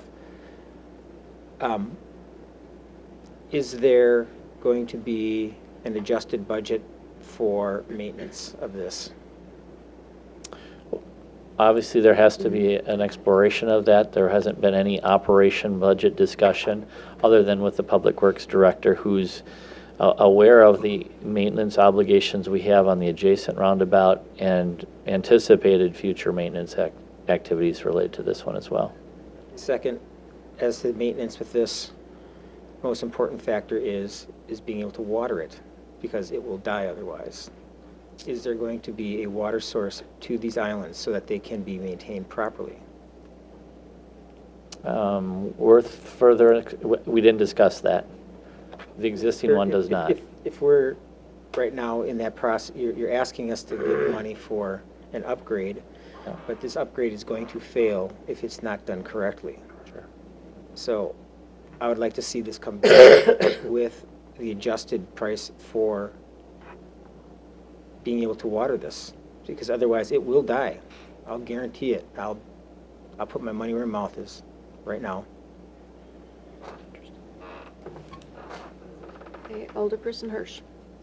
I mean, I agree that I think these are great additions. I just, as a point of concern, I was just out in Ozaki County, which they had a nice roundabout like that with things, and it actually was a public safety hazard because there was the berm in the middle and the tall plantings. You couldn't see the car coming around, so some cars are going more than just one exit point, and we witnessed about almost three accidents. And so when you have that high berm, high trees, high plantings, we're creating a public safety hazard. Chief Leck would like to speak to that just a little bit, and then I know I've got others in line here. Yeah, that's been my experience as well, is when you get the inner portion of that circle to be too high, it does limit visibility, and it can create a safety hazard. Part of it, though, is your signage and the markings are more important than almost any other configuration in a roundabout, because people have to follow the route that's designed for their entrance and exit to the roundabout. And clearly having signs up, and of course the signs aren't very attractive, but that's a big issue as well. But the higher the berm, it does create a problem with seeing that other traffic coming in and out of the circle. And yet the DOT recommends that. And yet that's the DOT recommendation. It was pretty scary, and then to read this, I was like, ooh, that's not necessarily a good thing that we want. I think you'll find that's a pretty universal design aspect of roundabouts. I think I'll confirm it. I'm having a conversation with them tomorrow, but I think you'll note most of your berms are taller, or your center islands are taller to reduce the appearance of being able to go straight through. So Yeah, but if you're gonna have a tall berm, which is okay, don't add tall trees that block. So like on this thing, you can still see the truck going around, but if it's all filled in with vegetation, you can no longer see them. And so if you have shorter plantings, like some of the shrubs that are proposed as opposed to big trees, you minimize that problem. I can confirm their design criteria. It's a DOT design. I certainly will discuss that with them. Okay, thank you very much. I have Alderperson Boersma, Jensen, Engelberger, and Swadley. I just want to point something out, Your Honor, and that is that I think we're talking about putting a berm and plantings and watering, as my colleague over here says. And, we also have places uptown where people have asked for like baskets of plants and that kind of thing. And looking at the downtown versus what we're putting into this structure, I want to continue to remind the council that we also have some people having needs in different areas of town, which includes watering and public works uptown too. So it is a little bit irritating to me that we talk about putting a lot of money into one spot and then neglecting another. We don't have very many flower baskets on our main street uptown. Thank you. Alderperson Jensen. Thank you, Your Honor. Yeah, the idea or the subject was discussed about the berms in the roundabouts. That very point that Alderperson Hirsch brought up was discussed. We were told that the berms are designed like that for the purpose of blocking sight. That the DOT does not want you to see all the way through. And that the idea behind that is that it will create more of a caution. You will be more cautious going through the roundabout rather than looking past the roundabout and trying to speed through it. So it is done quite the opposite of what you're saying. That's reason why they do that. And Yeah, they don't want you to be able to see through. That wasn't the thing, where a car was coming around and you were trying to enter and you never saw that car until they were almost hitting you. And they want you to be cautious, and that's why people You are can't be speeding cautious through. if you can't see. Well, Alderperson Engelberger that's is why the waiting. yield signs are there. Thank you, Your Honor. Ditto to what Greg just said. I mean, the DOT says it's safer when you have it blocked where you can't see, because you see the car coming around a corner, and That's what they told us. So we asked that question, and that's what we were told. The other thing, no, I forgot what the other thing was I was going to ask. Can't remember it. Okay, Council President Swadley. Thank you, Your Honor. Well, I have to say, when I first looked at this, I had sticker shock. I mean, $85,000 for colored concrete and landscape seems like a bit much. I went through 3 roundabouts today, and I couldn't tell you what color the concrete was. I just think that for $85,000, we have better needs. We have I'd rather see a pedestrian safety lights out there than colored concrete. So I really don't support this. Okay, Alderperson Truul. Thank you, Your Honor. In fact, Tim is going where I was going to go on this, and I'm not averse to doing something with the entry, but my concern is when I look at this, I'm going to sound like Mike right now. I don't understand how pedestrians are going to get across this. I see what appears to be these crosshatches that are telling me that is part of the, look like it's $5,000 for colored concrete there. I assume we've got, that's taking them to sidewalks or something else. That's actually one of my major concerns about roundabouts, because again, to this whole point of people getting, maybe it's going to take us just getting used to them, but you're as opposed to coming across at a controlled intersection or a stop and go light or something, now you've got people coming around at I'm just concerned about where this all plays with our pedestrian crossings and the like here.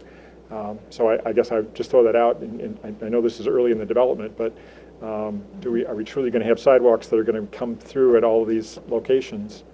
And is it really the safest to have people cross at the roundabout? Because you're talking about, worrying about other cars and berms and things like that, and now we're talking about kids, people, bikes. I guess I'm concerned that this would be a major nightmare. Thank you. Alderperson O'Connor.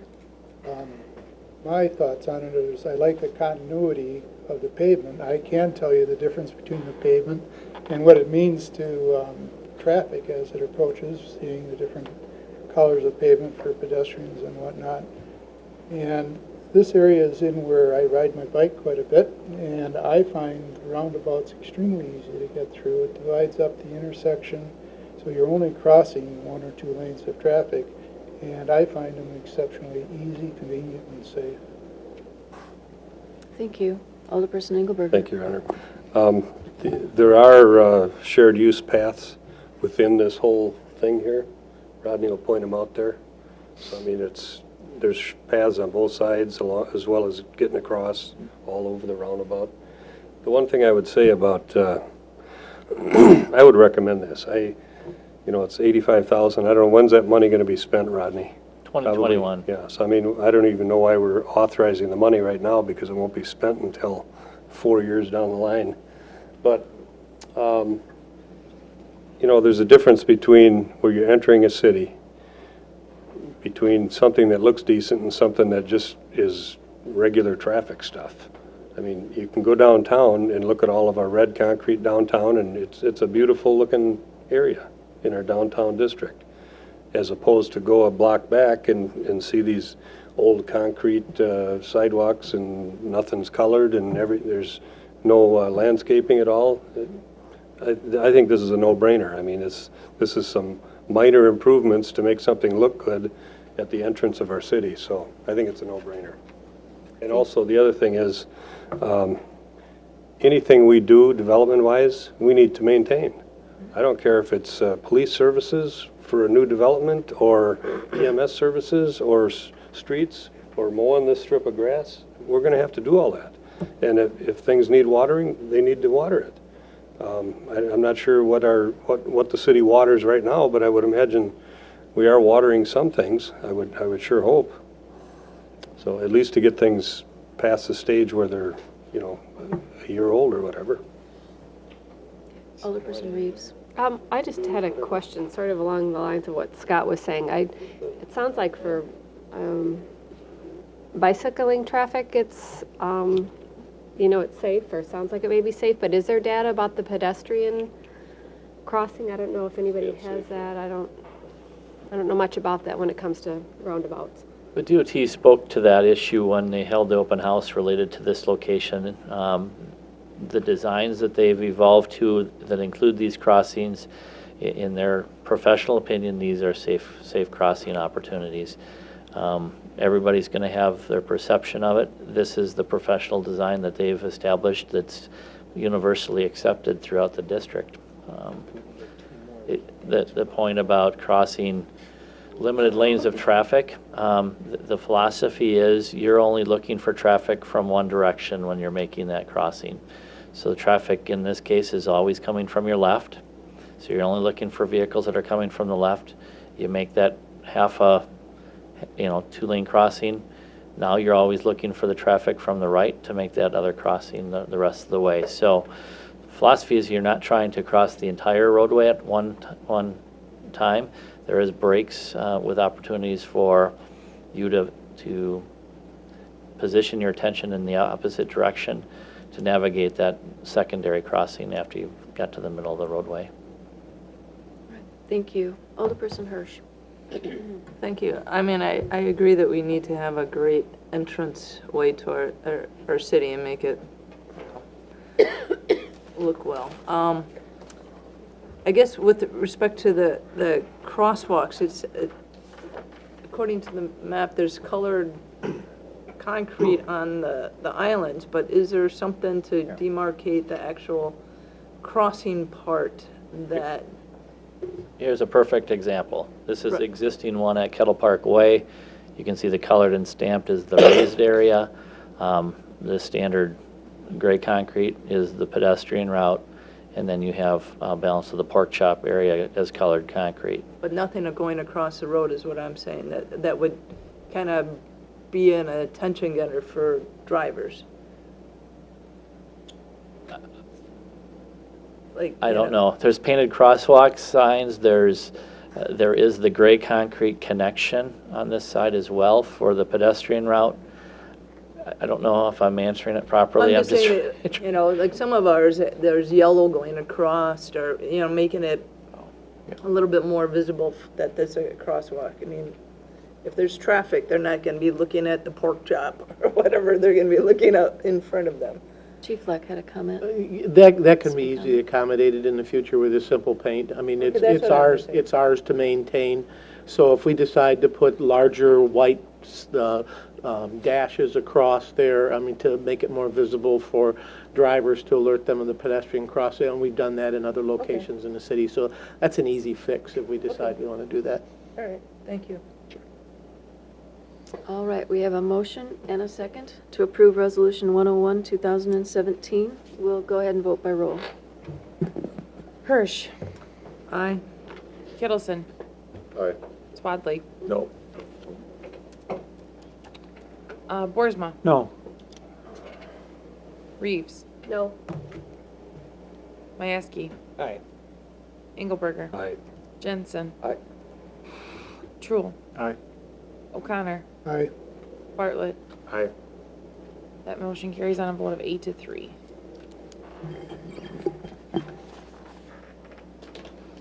Resolution 103 of 2017 comes from our Finance Committee. Alderperson O'Connor. Thank you, Mayor. Resolution authorizing a reduction in the amount of the TIF guarantee letter of credit provided by McFarland State Bank relating to the Kettle Park West Commercial Center. I move approval. The Finance Committee met tonight as well, and I recommend approval unanimously. Motion by O'Connor. Is there a second? Second. Second by Swadley. Alderperson O'Connor. This is a resized letter of credit based on a memo of understanding that was drafted at the time of the developers agreement. Due to the development, the letter of credit would be reduced to $2,263,968.37. Thank you. And I'll hand it over to Attorney Drigny. I can provide a little additional background information if it would be helpful. The council some council members may recall that one of the requirements of the development agreement associated with the Kettle Park West development is that the developer provide a letter of credit to the city to secure the developer's obligation to guarantee that there will be sufficient tax increment generated within this development to pay the city's debt service on the funds the city borrowed to fund public improvements. There was a rather detailed memorandum of understanding developed, it's in your packet, that addresses a number of issues relating to that letter of credit, including the methodology that applies to reductions in the amount of the letter of credit as tax base comes online. The methodology, we followed the methodology in that letter of credit and basically had to calculate two different things. One, we had to make a determination about how much value was actually created as of January 1 of 2016. We used 2016 instead of 2017 based on the timing of the developer's request for the reduction.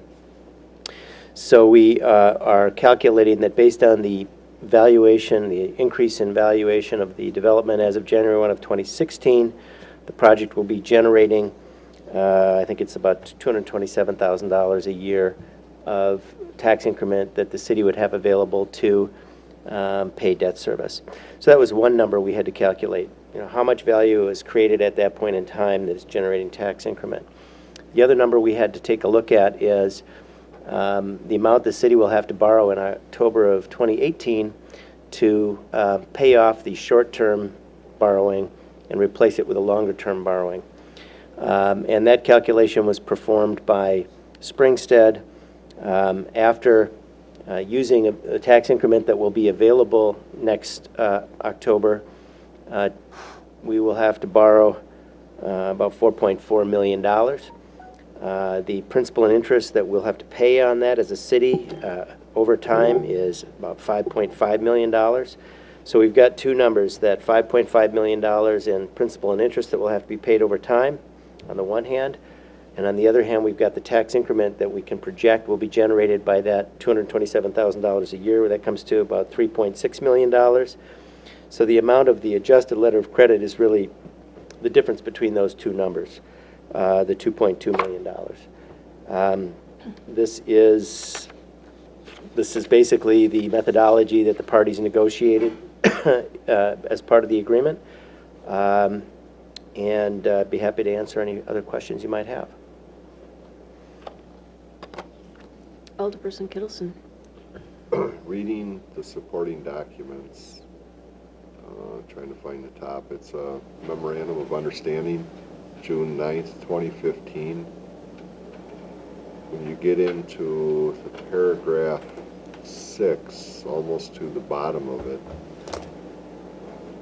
would you explain that to me if you could, please? Developer agrees that the letter of credit shall not be reduced below $1 million until the actual tax increment that has been created within the district is projected to generate an amount equal to or greater than 110% of the remaining annual debt service payments on city borrowing.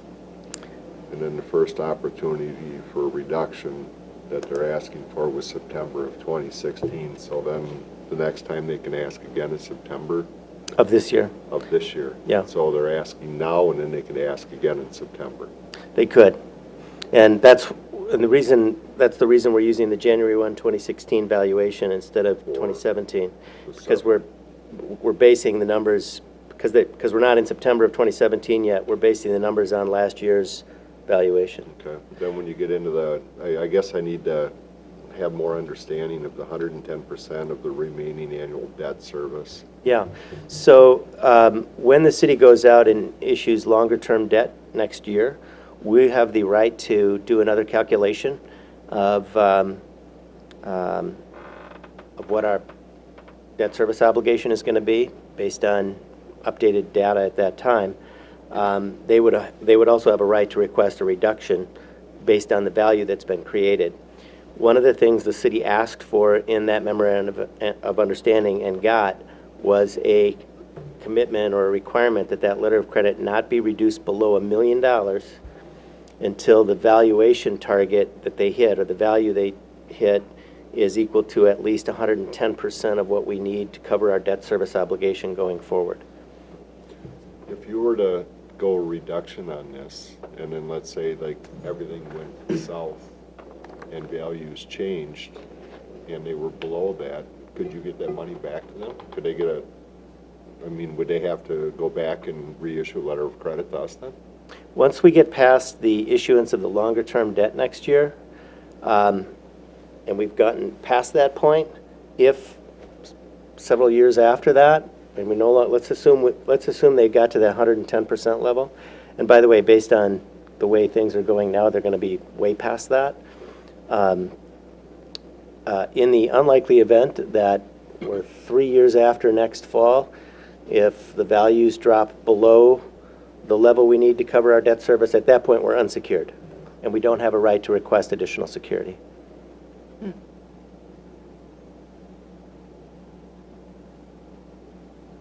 That was one of the reasons the city asked for that 110%. Yeah, in the million. Yeah, we wouldn't, the city said we won't go below $1 million until we get to 110%. All right, Alderperson Engelberger. Couple questions. Where is the information that shows us what the properties are worth? Well, what I attached to the resolution is Exhibit A. This was prepared by David Ferris, who is kind of the interim finance director.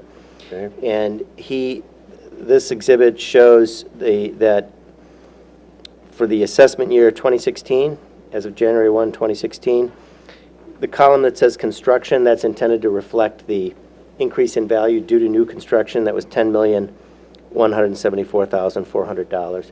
My understanding is he got that number based on looking at assessed values. So where do I find this information? The assessed values of the parcels is available from your finance director's office, probably. Is it on Access Dane or no? Yes, You sure? Should be. Okay, I'll check that out. The other question that I have. The other thing is, why would we do this now as opposed to when we're going to be borrowing? We don't know what the rates are going to be when we borrow next. Well, we're doing it now because they have a right to request now. So we have an obligation to respond to their request under the agreement. We do have a right, as I said, before we issue the longer-term debt next year, to evaluate our letter of credit and security again at that time, and recalculate what our debt service obligation is going to be going forward. So at that time, if we need to adjust and require an increase in the letter of credit because interest rates have gone up, for example, we'll be able to do that. So we can adjust again before we issue the long-term debt. And where did the Exhibit A come from? This was prepared by David Ferris, Who is who? He was your interim finance director between the time that Lori Sullivan. After I started. I mean, I would like to see the information. I mean, I don't have anything here that shows me what buildings these are based off of or anything else, If you want a more detailed analysis of that, I'm sure that can be provided. Yeah, but we're going to be voting on it right now, so. Alderperson You can Hirsch. table it. Alderperson Hirsch. I guess at this point, I guess because of the uncertainty and potential, and even though the development is moving forward, I haven't seen a lot out there right now, and I don't like what you had said. If something goes south in a couple of years, we're unprotected. That doesn't sit well with me. It didn't sit well with me when we negotiated all this. I mean, what is the benefit to the city right now to, reduce this letter of credit? Well, we're simply following the agreement. But the agreement was that they could request. The agreement wasn't that we had to do it, correct? No, the agreement is they can request and we have to do it, as long as the numbers show that they're entitled to the reduction. We don't have the right to say no if they've made a valid request under the agreement, and if the numbers justify the request. So we really can't say no tonight? Is that what you're saying? That's correct, unless you want to be in breach of the agreement that we have with them. I mean, if you want, you could table this and ask for more backup data. I have no problem with that. But the best information I have available from your finance director and your financial consultant is that these numbers are legitimate numbers. So the agreement requires that we follow through on our end of the agreement. Even though that we were opening ourselves up to being unprotected. Well, and that was certainly understood, I think, when the memorandum of agreement was negotiated, that this letter of credit can go down to zero once the value is created. There wasn't a requirement that they maintain a letter of credit for 20 years while we're paying off debt service. I mean, that would be the alternative, I suppose, was that would be that they'd have to keep a letter of credit on file with the village until we get to the end of our debt service obligation, but that's not the agreement we have. Okay, Alderperson Mieski. You know, the way I see it, they're ahead of schedule. And if they are, and the values are what are being confirmed, we should have no problem with reducing this.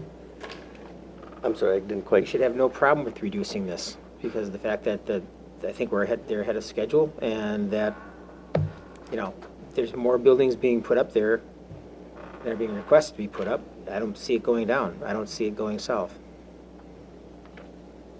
Thank you. Alderperson Engelberger. Well, I'd just like to ask Tammy if you verified these numbers. Actually, Rodney's looking that up right as we speak on the Okay. website. So. I mean, that'd be something nice to know before we just say, yeah, go ahead. Well, just to give you an idea of, and all I'm doing is take it from Access Dane, the current assessment for the Walmart site is nearly $10 million in of itself. The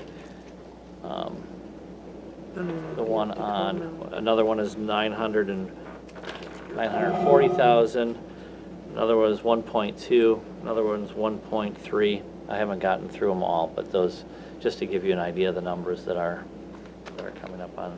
And right now, this particular request is giving them credit for $10,174,000 in new value. And that's based at what date? January 1, 2016. That's the last assessment. Right.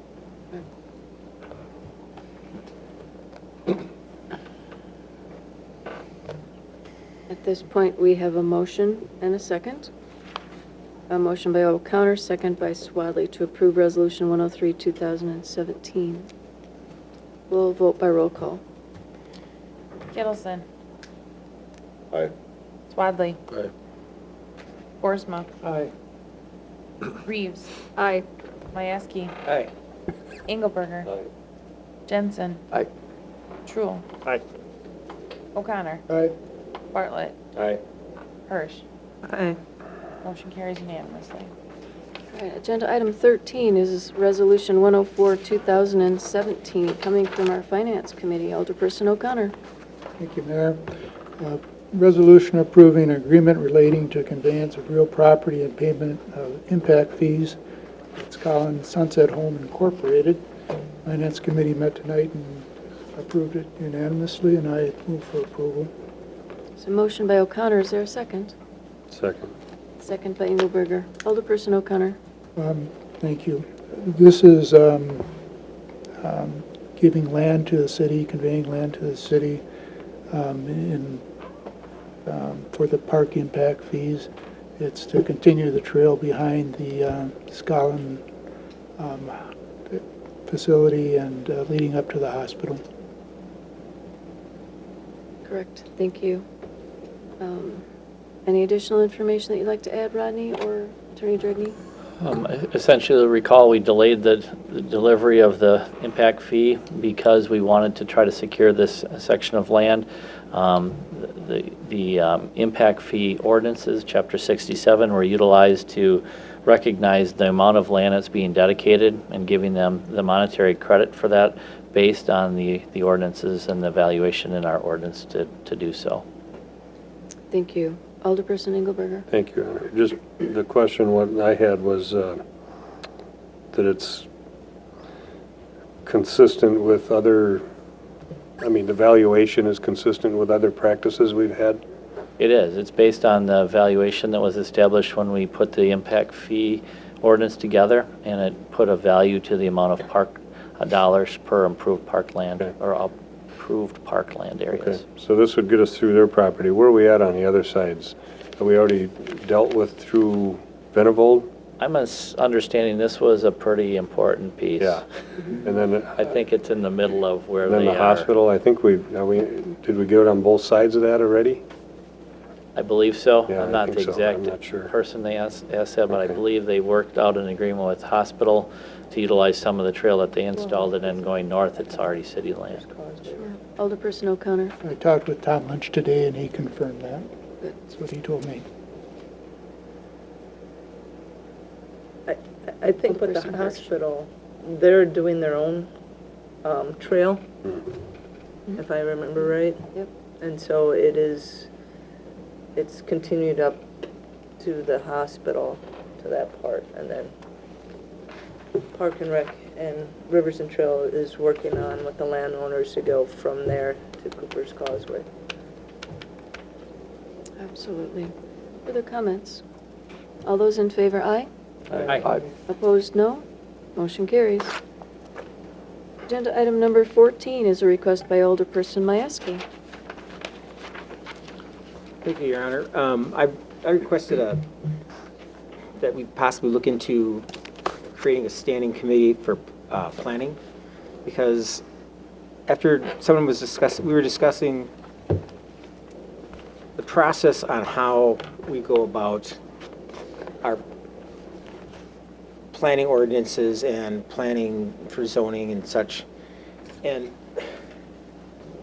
so the way I'm understanding this is that basically everything goes through the planning committee first,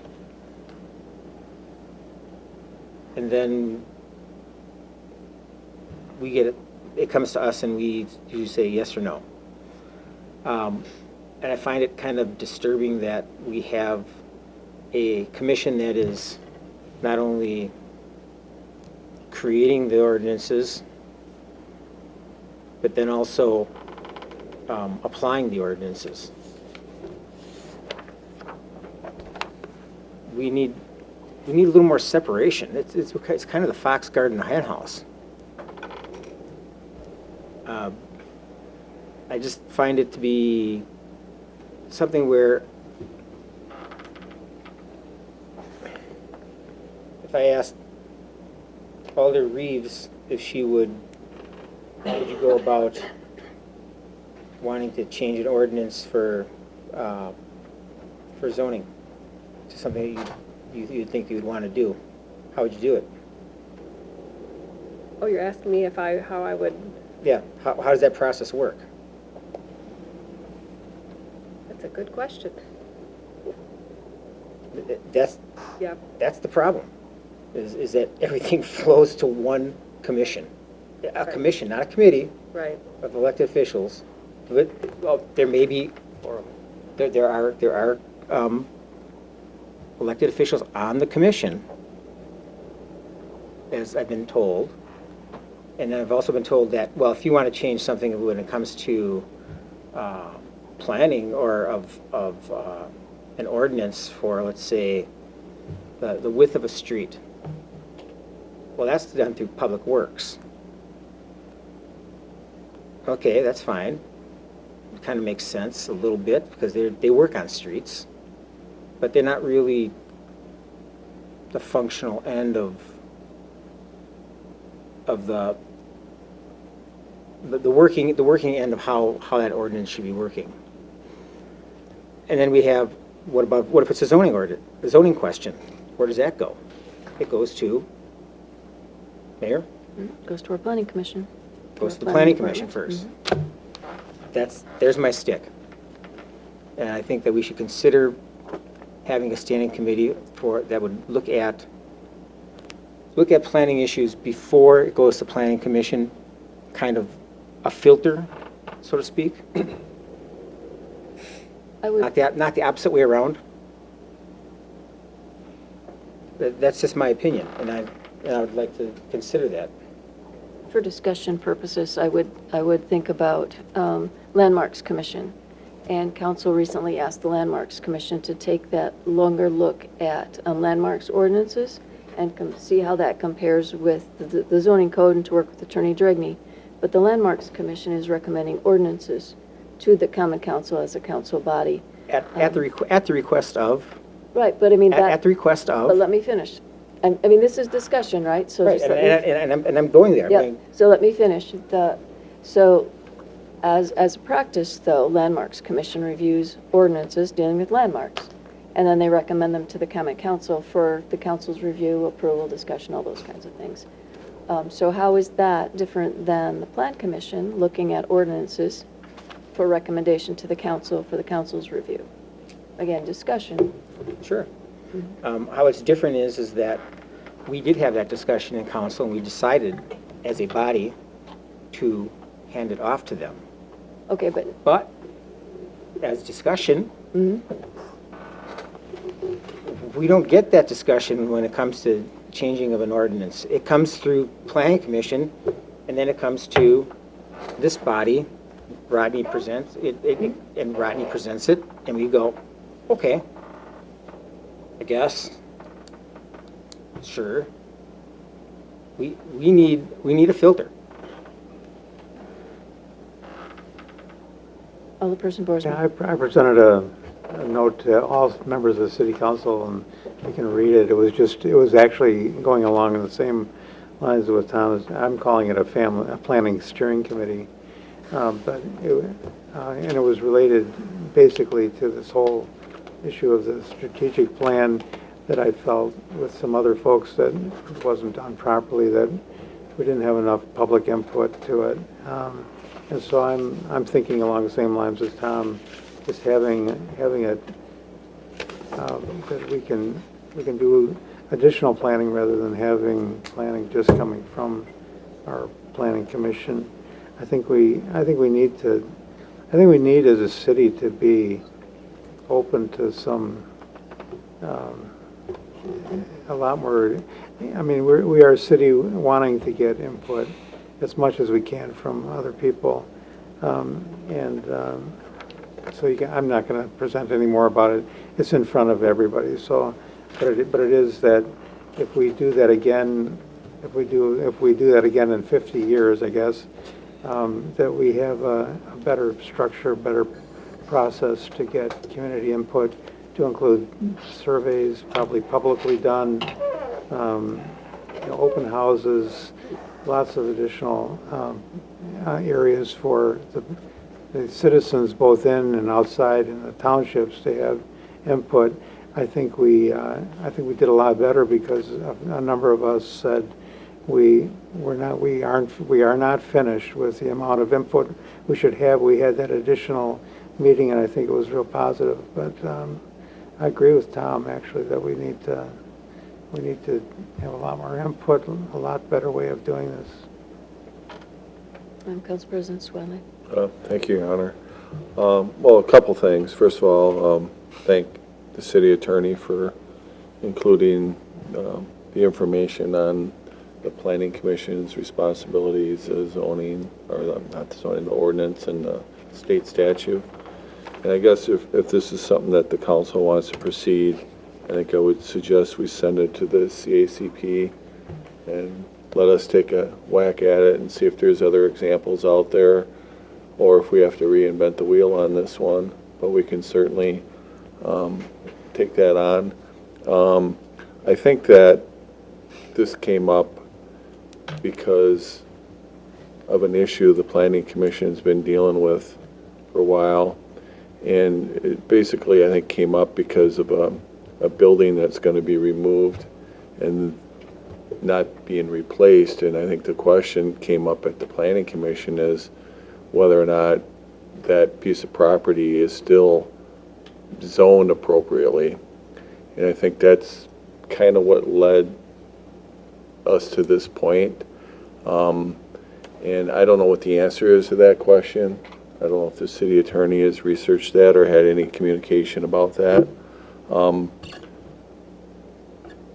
So the question that came up at that meeting, and I had myself when I was watching it, is it appropriate for the Planning Commission to make a decision on a piece of property where really you're changing the use of that property, and there's really no ordinance, no zoning code for what became an empty lot, or if there was, it wasn't really described that that's how that would work.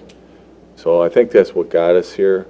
Do we need to have a separate committee or ad hoc or whatever going forward? I don't know, but I'm certainly willing to, continue the conversation. But, I don't think we're going to get a whole lot accomplished tonight, except for maybe give some direction to somebody to take that on. Some additional comments that I'd like to make before we go further. I think we heard and we've all had the discussion about needing residential growth and wanting to support the schools and what that all means. And we haven't figured that all out yet, but we know that we want to move in that direction. We heard Mike Slavny tonight talk about there aren't many developers in this realm or in this area. He said Madison, different areas are ready to go, but there aren't many other ones out there. So I would caution us not to put too much bureaucracy. I think we need to have caution, and that's why we have 4 elected officials on the Plan Commission, and everything in ordinance-wise comes to our council. But I think if you put too much bureaucracy in the way, you're making it too difficult you may be making it too difficult to move forward in the way that you wish to with growth and residential. I know Alderperson Reeves, did you have your hand up? Go ahead. I wanted to gather my thoughts, so. Okay, well. Not yet. She was next, so now I'm lost. I'll do Jensen, Truel, Dragney, and then Engelberg. Thank you, Your Honor. I would agree with Tim that I think that the CACP should have a go with this if that's the council's decision. My concerns are that it just at first glance it seems to be redundant. I'm not sure. I mean, I'd have to look at it closer and see, but I also feel that just based on what I'm hearing here and what I'm seeing, it would be additional bureaucracy, and I agree with the mayor on that. And it could very easily have a chilling effect on construction. That's not something we want. We need those single-family homes. I don't know. First glance, I'm not in favor of this, but I would certainly be willing to take a look at whatever CACP would come up with. Alderperson Truel. Thank you, Your Honor. When I looked at Attorney Dragney's comments here, I guess just a quick question for you, Matt, before I continue, and that is, in looking at it, you indicated that there is the possibility, talking about the Plan Commission, by ordinance to change the composition. When I looked at the supplemental material, it appeared that the only thing that we could do is add a building inspector or whatever. It appeared to still be that the 6223 1F allows it to be enlarged, but only if we're adding a building commissioner or a building inspector.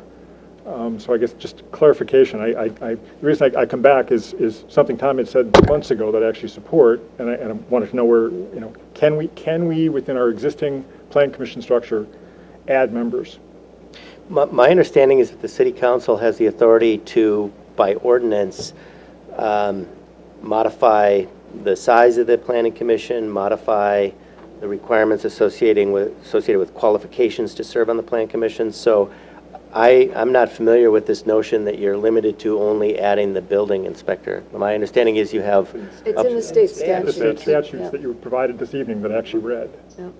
I didn't provide any statutes. No. I just provided the memo. No. So I had... This was kind of a rush project. I had one of my associates help me with the research on this, and one of my questions to her was, can the City Council, by ordinance, modify the composition, the size of the Planning Commission? Her answer was yes.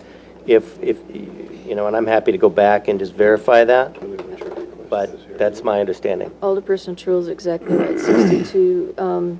Parens 1, Parens 23, F. Parent 1, Parent F reads, and any city may by ordinance increase the number of members of the City Plan Commission so as to provide that the Building Plan Commissioner or Building Inspector shall serve as a member thereof. You can also do a non-voting member if you have a military base of a certain criteria within your city, but that's not. So I'd like the opportunity to go back pertinent. and just double check on that with my. If you would, because from my standpoint, one of the things that Tom had brought up a couple months ago, I think makes a lot of sense if there's a way to do it within our existing structure. And that is, it doesn't take too many meetings to sit and realize just how many key committees or committees that an awful lot of things come through. And Tom had made the comment about, I think when you first started this, that this should be something that should perhaps have at least 4 council folks, 1 from each of the districts. Because, I think just purely from a standpoint of getting additional input, I think that would be a good way to go. And I'm not sure, again, if it requires us to add a citizen member and a council member or something else. But again, to try and get more public input and the like, and to get perhaps more council members sitting there, sitting and hearing things as we're going through this. Again, not to waste a lot of time, but part of the challenge that we had as a plan commission with regard to the whole comp plan, I'll tell you that when they first came in, we asked, what's our budget? We asked questions. What would it cost if we did more from a standpoint of surveys and follow-up and things like that? And we were told that in fact, we actually pushed the budget, I believe, by asking to be able to send out the postcards and doing things. I think it's really important going forward to Sid's point about getting public input into things. I think the next time the city takes up the comp plan, I'm hoping that there'll be some institutional memory that'll share with that group and say, look, spend a little more money, put more money in so we can do all the things that are there. Because I'll tell you, as a commissioner, a lot of times we kept hearing, it's not open, it's not open. It's like, for the love of God, it's at every meeting. Come and talk.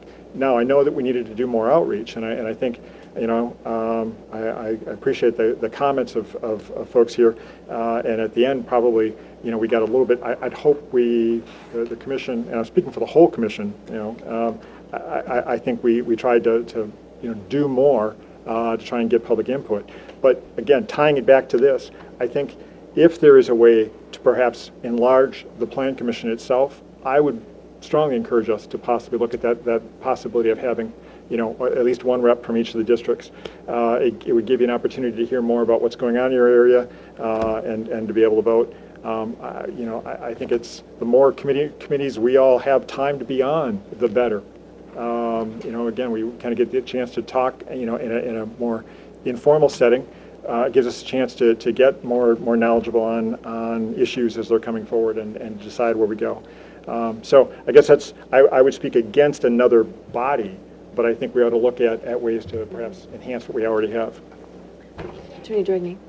So I'm looking at the statute 6223 sub 1A. The last sentence of that section says, the council may by ordinance provide that the membership of the commission shall be as provided thereunder. And so, we take that I'll double check this, but at this point, the best information I have is that the council does have the authority by ordinance to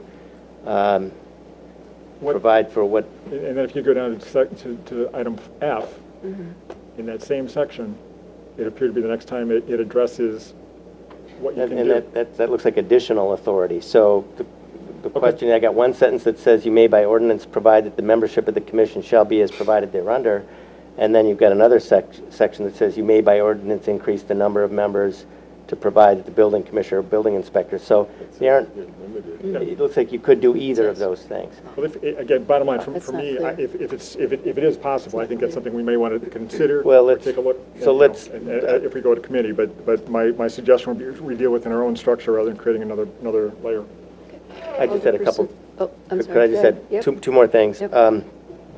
With respect to Alderperson Boersma's concerns about the process, and I think that was kind of looking at the comprehensive planning process, there is a requirement in the comprehensive planning statute that anytime the city creates a new comprehensive plan or amends its existing comprehensive plan, one of the things the city council has the authority to do is to establish a public participation plan. It's something you did. My sense is that when you did it, you didn't necessarily recognize the significance of what you were doing, and now you're looking back and thinking, well, I wish we had maybe had a different process. But you have the authority now, by law, to establish whatever public participation process you want when you're going to go through a comprehensive planning process. So that already exists.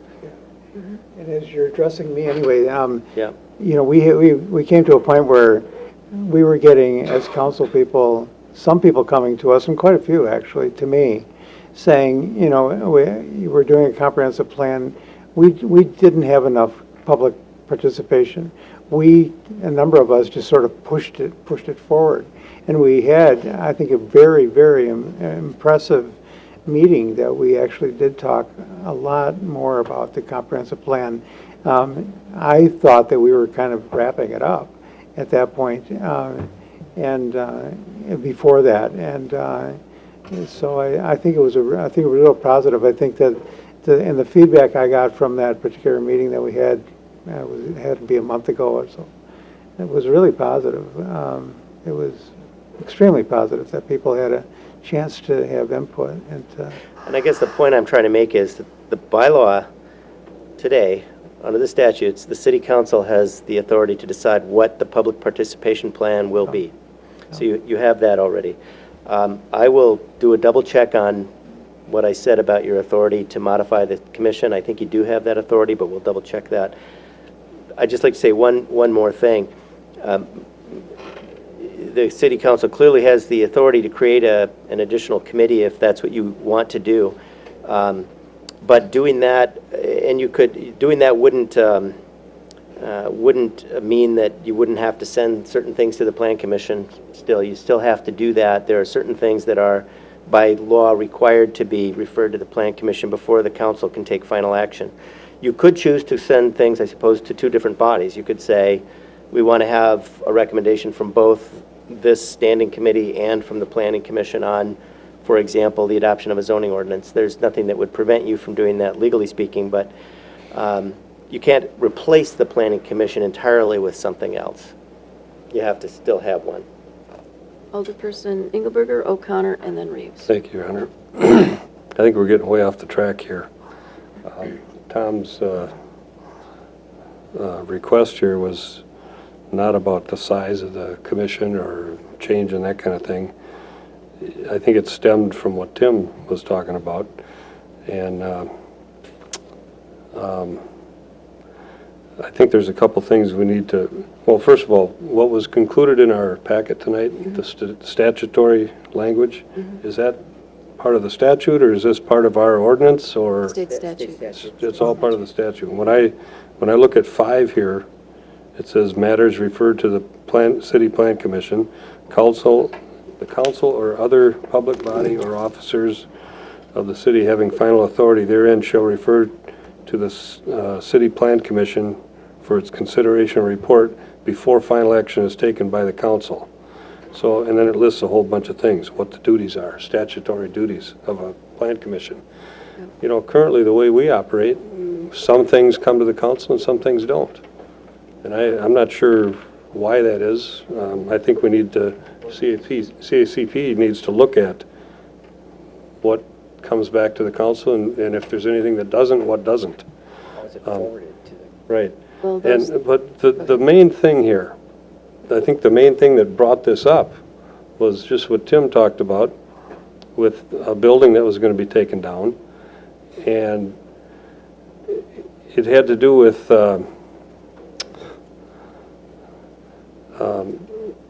the planning commission. Basically, if they're going to make a decision on what they were going to make a decision about, they would have been creating policy, creating legislation. That's the point, I think, of what Tom is trying to get at here, and why it needs to go before a certain committee first. They were basically, in my opinion, it was going to becoming an activist planning commission, like an activist court or whatever, creating legislation. My understanding is a planning commission is to approve zoning, approve whatever procedures or policies have been set by the city council, and go by those and approve those things, not to create policy or create legislation. So that's where it's really at here with this question, and I think the CACP needs to take up those issues.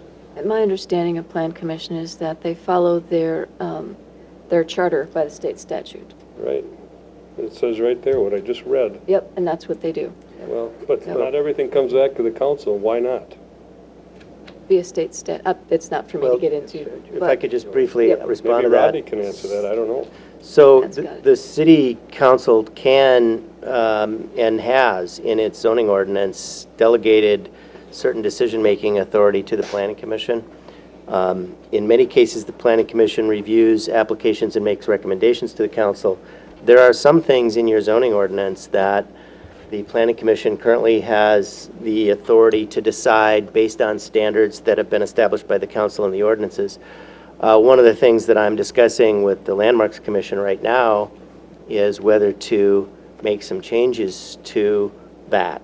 So, for example, right now the zoning code says that the planning commission has the authority to determine whether to authorize demolition of a building in the downtown design overlay zoning district, and they make the final decision under the ordinance as it is today. That's the ordinance the city adopted. One of the questions the Landmarks Commission is discussing is whether to change that, and to change that so that the final decision would be made by City Council. They're not done with their work on that yet, but. Alderperson O'Connor. Well, Do I still have the floor?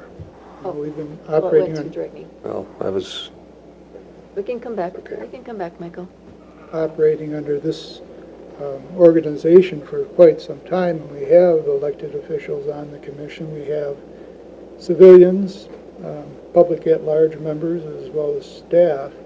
And, I mean, the impetus has come with some guy's old house that's going to come down. So I don't see having to change the way we do things just based on that incident.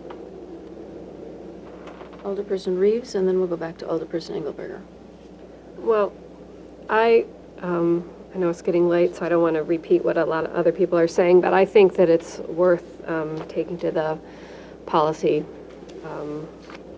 committee just to review it. And we're looking at a lot of other policies and recommendations about committee or community involvement and that sort of thing. I think it just makes sense to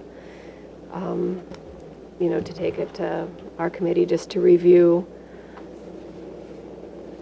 Okay. Alderperson Engelberger. yeah, I mean, what Matt just said about that ordinance that allows the planning commission to be the final say, in another section of that same ordinance, it says that it goes back to the city council, and we are bypassing that. You have made a ruling, apparently, to this body that it's okay to bypass that. You don't have to follow the full ordinance. You just have to follow this part of the ordinance that says that the planning commission has the final say. To me, that's a problem. To me, that came up in January, and that still hasn't been addressed. And now it's almost July. So I think that needs to be addressed. And that's the part that we have a conflicting ordinance, and we're plowing ahead, trying to do something on a conflicting ordinance. I think it needs to be addressed. I got a question for Rodney. Rodney, can you tell us why some things don't come back to the council and some things do? I mean, is it just past practice, or is it? No, it's based on the ordinance. Okay, I mean, so my question would be, let's check it out and make sure that the ordinance isn't in conflict with the statute. I don't think that the problem is that the ordinance is in conflict with the statute. I think that there are some things that right now in the zoning code, the way it's currently drafted, where perhaps the council would like a different procedure. I mean, the procedure is what it is today, and you can certainly go through the zoning code, and that's what the Landmarks Commission is doing on on that very issue. They're looking at changing what your ordinance says. So many communities, for example, delegate to the Planning Commission the authority to make the final decision on conditional use permits. I don't recall what the practice is here. They come here. They Okay. come here. And then, But in some communities, they don't. So you could go through your zoning code and you could try and identify what are those things that, and I don't know how many there are. I don't know that there are that many, but there Aren't too many. are a few things right now that the Planning Commission has the authority to do. So I just think that CACP should check that out and make sure we're doing everything right with the ordinance and with the statute. But the overall most important thing about this is, and I don't know how anybody can disagree with this, is a planning commission is not a policy-making body. Yes, they are for certain things, like the plan, the comprehensive plan, and then it comes to us. But in a certain situation where they have the final say, they shouldn't be able to make a decision that basically sets new policy and sets new zoning requirements. And that's what would happen if something was to pass that was on our agenda, and that's wrong. I have Alderperson Majewski, Hirsch, and then Swedley. Okay, first of all, you're getting the wrong impression here, from me at least, from what I'm asking. I'm not against the Planning Commission, and the Planning Commission has a very important function. It carries out the will of this council by ordinance. My question stems from, where do these ordinances stem from? And how does that procedure work? That procedure, if you read, has everybody read the state statute from end to end? I don't think we're following the procedure of the statute on how things are presented and how things are gone about. That needs to be reviewed, and if it's not the correct way to do it, then we need to, which I don't think it is, that's why I'm requesting that we have a committee on planning for those type of things, so that we do have the correct procedures, so that when we do things, they flow the way statutes intended them to. And so that we don't have this conflict where the Planning Commission becomes judge, jury, and executioner. That's wrong. It should not happen. Because I think that's what's happened.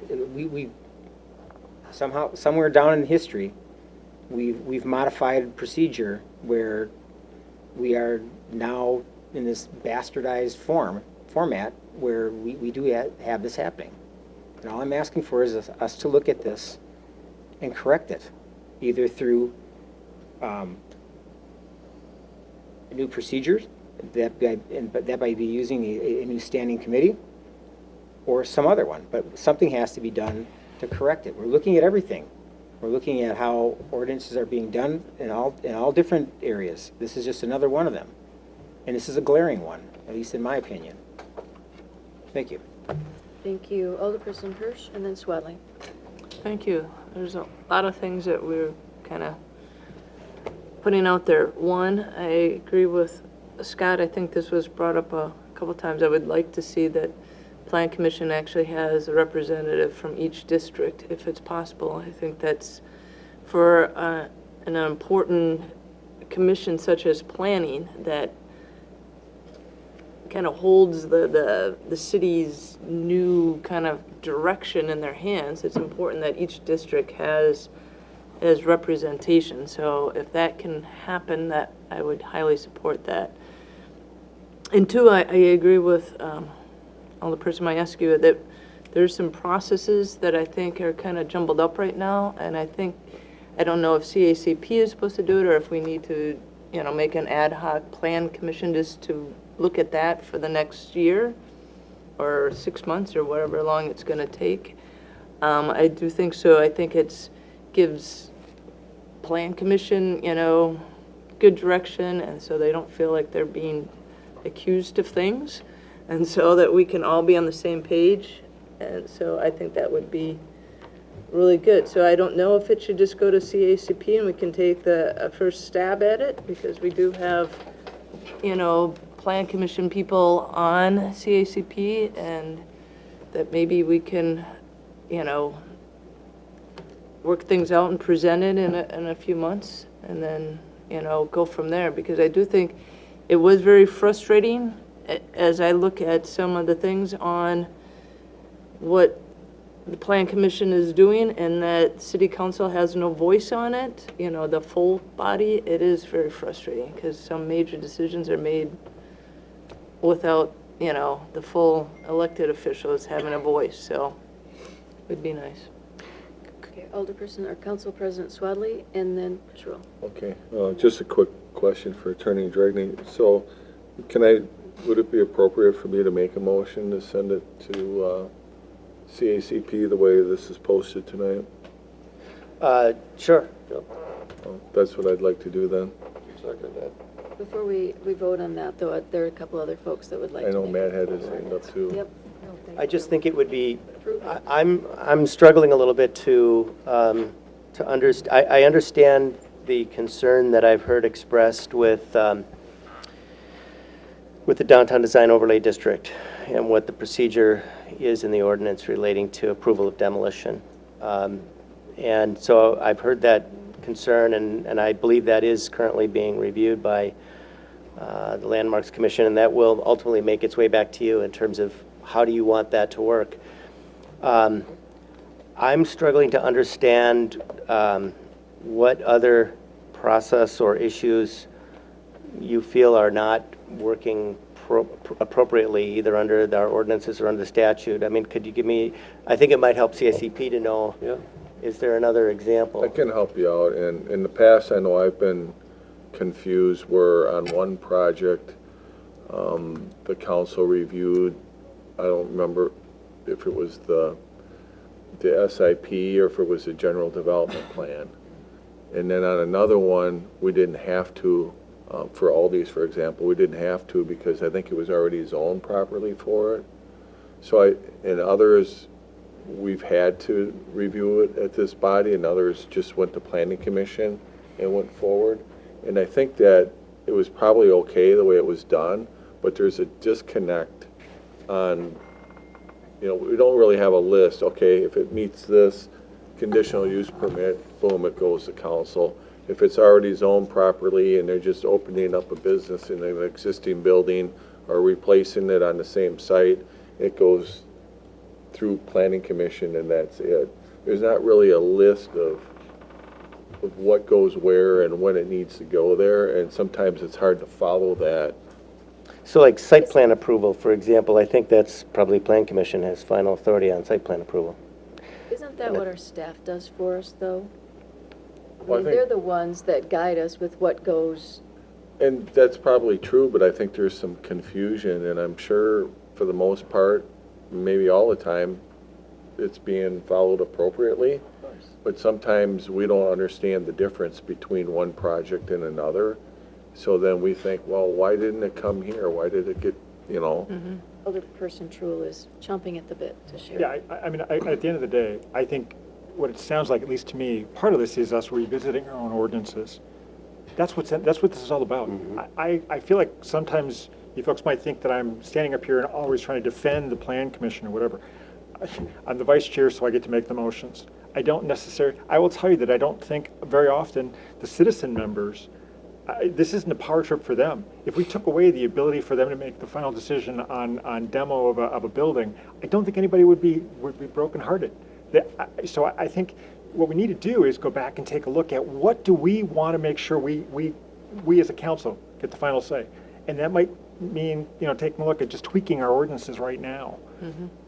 The idea of I think my objection is more to a standing committee than an ad hoc trying to say, hey, how do we do this? And so that's really, I guess, my suggestion when it goes to CACP, if it goes to CACP, that we kind of identify those key things that council, our whole discussion about the elected folks are the ones that are going to make the final decision on certain things. What are those items that we want to do? And I will tell you again, Plan Commission, I'm pretty confident that the citizen members of the Plan Commission will say, great, tell us whatever you want us to deal with, and we're just going to try and deal with it. There's enough of us council folks that are on that, trying to represent the rest of us. But All right, I'm sorry. And I think it wouldn't be that hard for Rodney to put together a list, and I could help him if he wants, of here's all the stuff that we see that goes through the Plan Commission and sometimes to council, and, these are the things that go to both places, these are the things that go to only one place, and if you want to make changes to that, you can. Absolutely. Council President Swadley, wish to make a motion. Yeah, so, I think, did I make the motion? You did not. Okay, the motion is to to continue this discussion at the CACP. Second. I second it. Second, yeah. Get it out of here. Call the question. Who seconded it? Wilson, did you second? Sure. All those in favor, aye? Aye. Opposed, no? No. Motion carries. Greg? No, Greg, you were a little slow on the trigger there. He's nodding off. I'm tired. Second. That's what I just read. That's what I'm saying. Second. O'Connor? All those in favor, aye? Aye. Opposed, no?